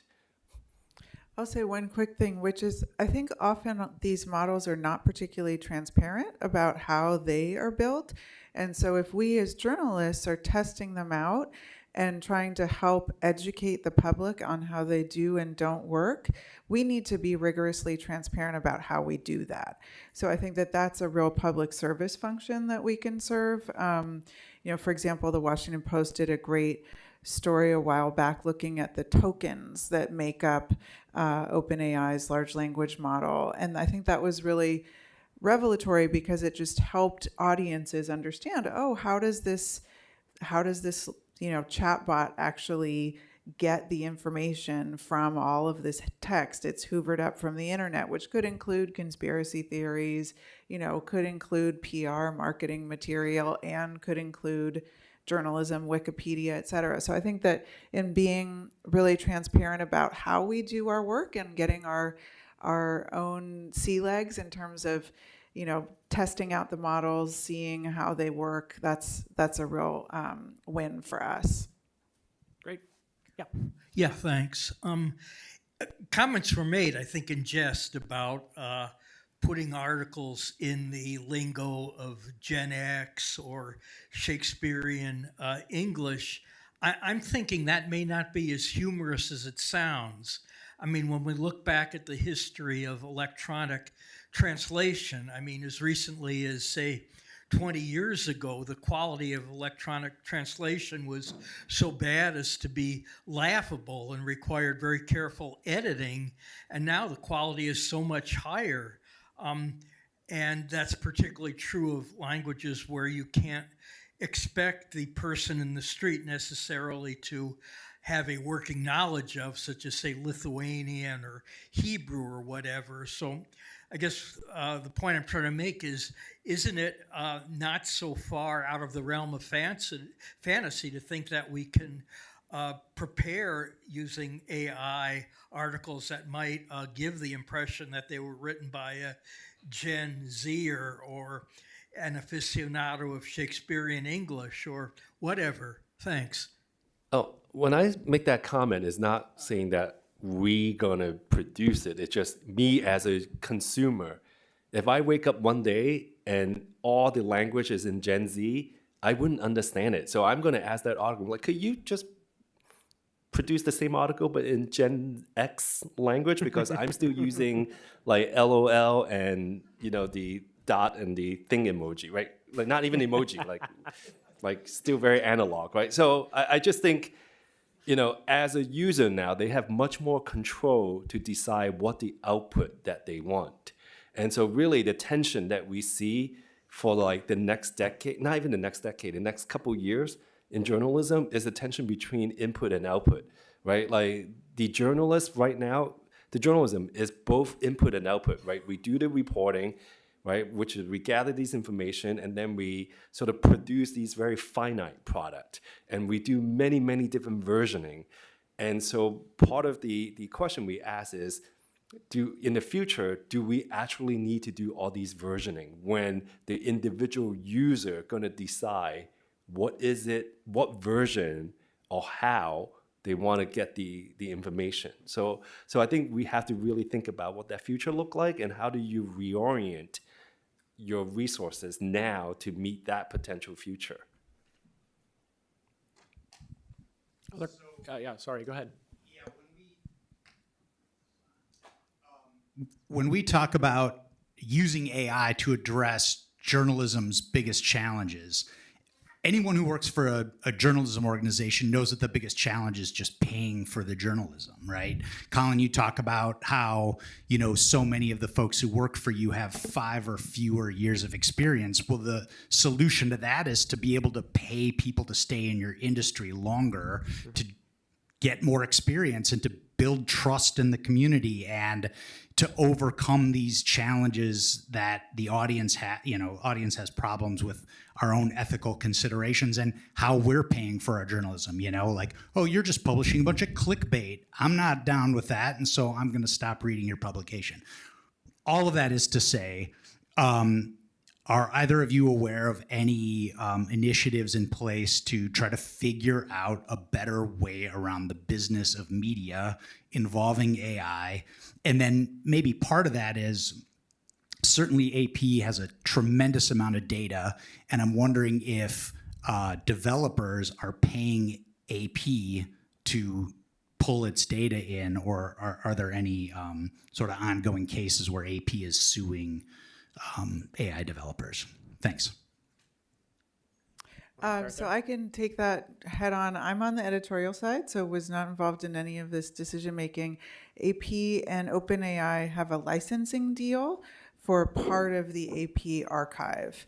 And as far as I know, AP is not in the midst of any suits, but I wouldn't necessarily know because I'm not in the legal department.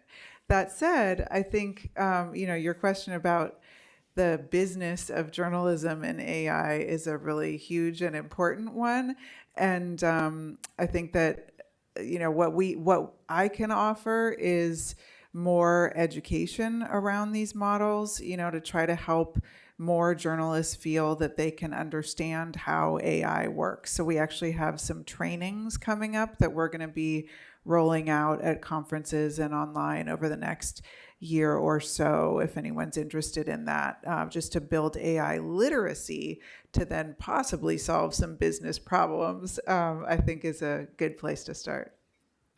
Look, my job every single day is the intersection of the economics of journalism. How do we make this work? And I think, what we're focused on is how do we build audiences in places where they are, and how do we figure out how to monetize that? I don't know what that future looks like. I certainly know it isn't, in this conversation and the concept of just create more compelling headlines for people to click on is not a strategy. So, how do we build audiences in spaces that they are? We, as a commercial television broadcaster, believe in free. We believe in ad-supported journalism, and I still believe that is the long-term solution. But what that looks like, and we're spending a ton of time right now on creating a more compelling streaming product to complement our broadcast television offerings. But I don't know exactly how that all shakes out. But this is, like I said, I'm the VP of news, but the intersection of the economics of this and our journalism is an everyday conversation. I feel like that's a whole new panel about the economic of journalism. But what I can say about, where AI fall is it might help you.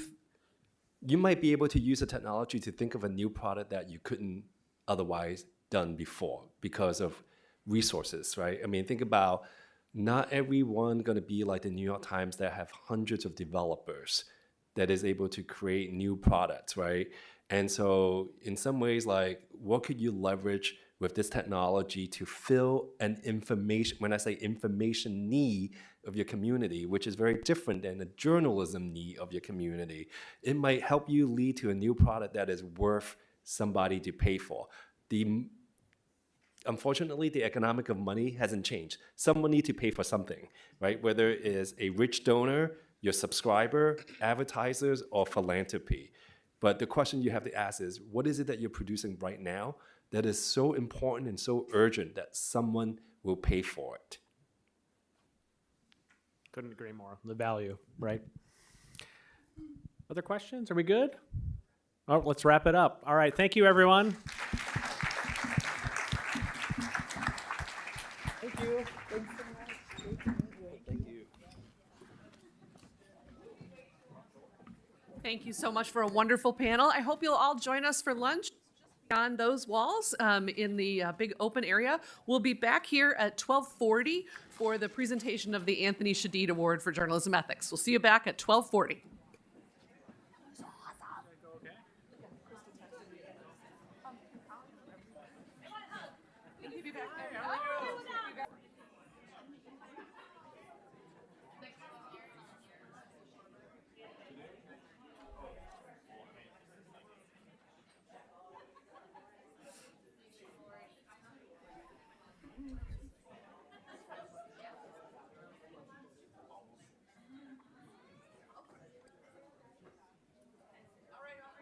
can go. Is this on? Oh, yeah. Okay, hi everyone. We're gonna start the Anthony Shadid presentation now. I hope you guys all enjoyed your lunch. I'm Audrey Thibert, and I'm a senior here at the J School, and I'm a former Ethics Center fellow. I'm the inaugural recipient of the Anthony Shadid Memorial Scholarship for International Reporting, and this year I had the pleasure of serving as a student judge on the committee for the Anthony Shadid Award for Journalism Ethics. Anthony Shadid reported, thanks. Anthony Shadid reported on the Middle East with accuracy, with humanity, and with color.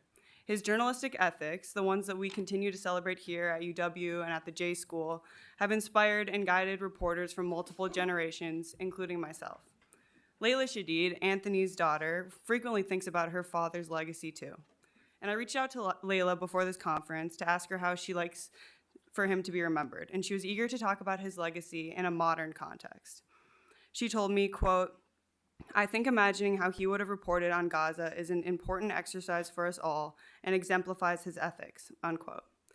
Today, globally, it's more necessary than ever that we as journalists channel Shadid in our work, that we center truth and accountability and understand nuance and compassion. And it's also important that we recognize the journalists who are doing that and doing it right. And as a student judge, it was so encouraging to see Shadid's ethics reflected in this year's 5 finalists. So please join me in watching the finalist video.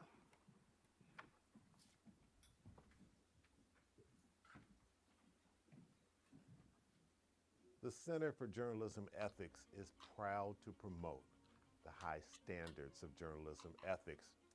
And we'd like to think this award is the torchbearer of that for this industry. The University of Wisconsin changes lives, and so does the best journalism. We see that reflected in Anthony Shadid's work, the journalist for whom this award is named. He brought honesty and integrity to bear on some of the most difficult conflicts of our time, illuminating those affected with humanity and grace. Our finalists are an absolute masterclass in the practices of journalism ethics.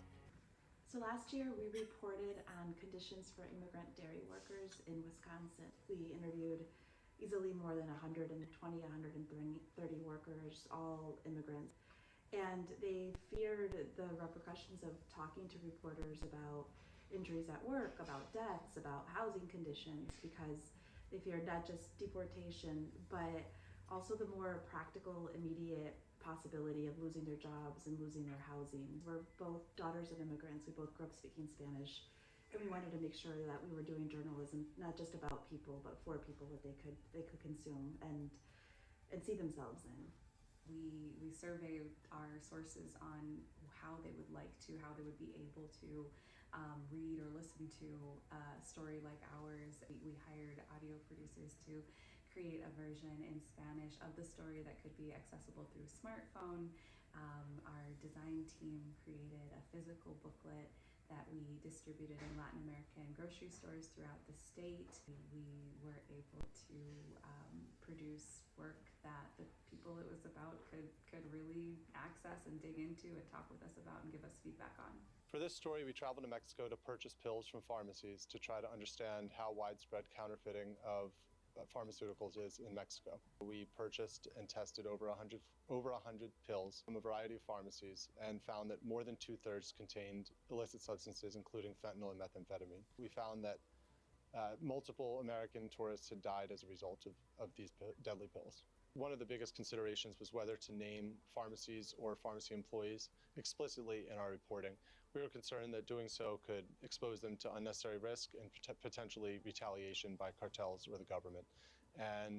But on the flip side, we had to consider whether using their names and putting the names in the reporting could actually benefit the public enough that it outweighed these other concerns. These stories are proof of the importance of journalism in our society. They alerted the public to a situation they didn't know about counterfeit drugs and the dangers they pose, and really push federal public health officials to put out advisories, push Mexican officials to actually start raids on pharmacies, and I think, in our hope, potentially has prevented more deaths from happening. So this past year, I focused on the increasing number of underage Rohingya girls who are being trafficked from Myanmar and Bangladesh to Malaysia to marry much older men who frequently abuse them. The first challenge that I had was simply finding the girls. Because the husbands keep them locked up in their homes for most of the day, they have almost no contact with the outside world. The other challenge, though, was figuring out a way to interview them without their husbands finding out about it. I eventually found a Rohingya women's advocate in Malaysia who was herself a child bride and now campaigns against the practice. She has direct links to these girls. We journalists have been gifted with an enormous amount of power to expose atrocities and to hopefully right some wrongs.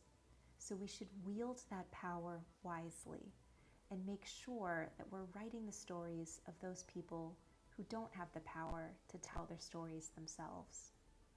Our series of stories was about Hinds County, Mississippi, burying people in a pauper's field without any name attached to their graves, without telling their families. In some cases, we found families who not only did not know that their loved ones were being buried in a pauper's field, but had been actively searching for them as missing people and had no idea that Hinds County had their bodies or that they had buried their loved ones in this pauper's field. What we realized pretty quickly in this process of reporting out this series was that often we became in possession of documents about someone's death and burial before their families did. And so in order to approach these families about their experiences, we first had to contemplate how are we going to let them know what we know, answers to questions that they deserve to know beyond the journalistic process. This series revealed a new child labor crisis in America. Almost 400,000 children have crossed the border on their own in the last 3 years, and a majority of them are ending up working full-time. They're working for big corporations, making Cheerios, Fruit of the Loom socks, Oreo cookies. They're getting hurt falling from 50-foot construction sites and getting their arms mangled in slaughterhouses.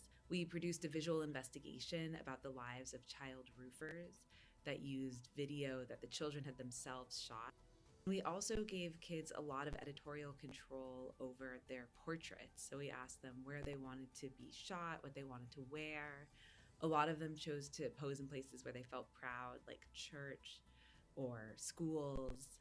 And it initially felt like a blurring of a boundary between reporter and subject.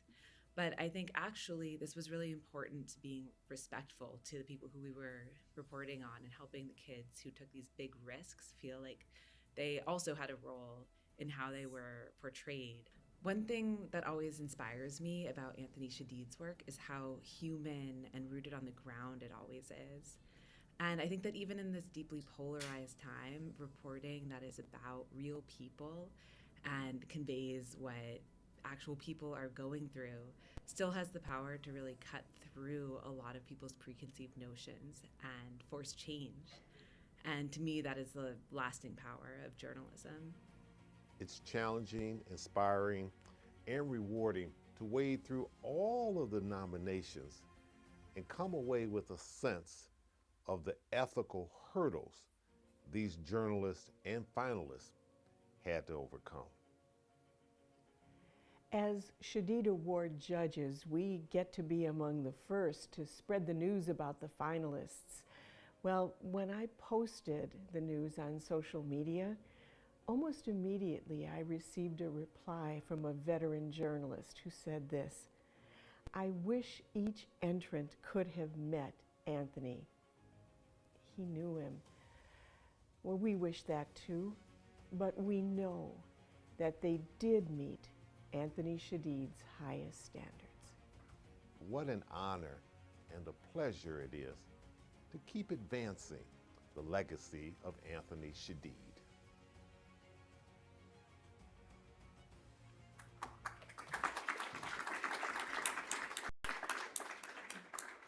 Yeah, I think that video does such a good job of showing just how strong the candidates and the finalists were this year. Congratulations to NBC News for winning the 2024 Anthony Shadid Award for Journalism Ethics.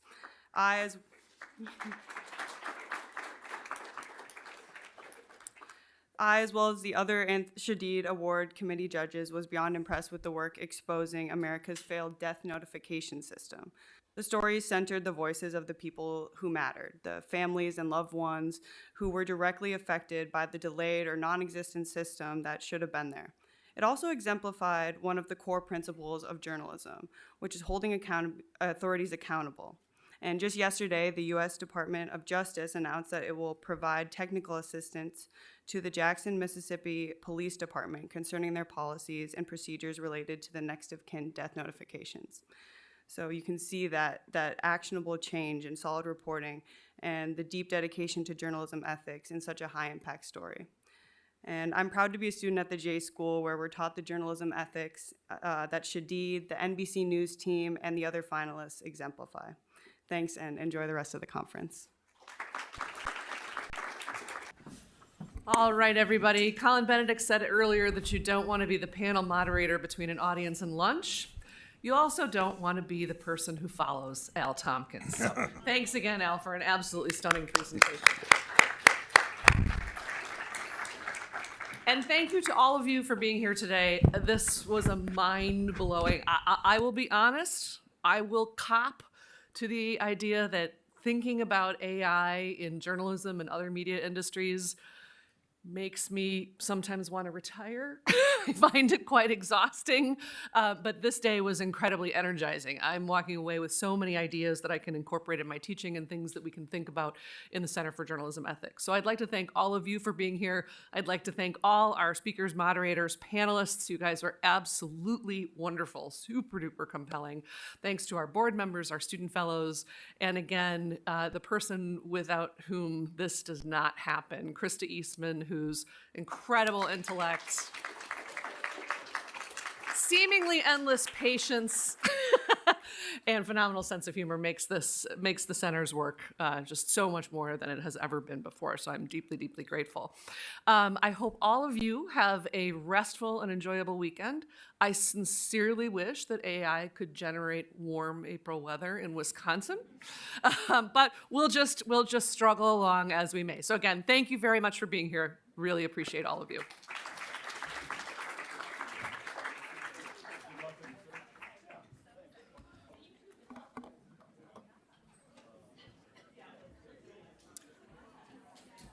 Is this yours, Al? Al, is this your charger? Yeah, absolutely. Hey, you should stick around. There's a reception afterwards if you want to stick around. Hold on one second.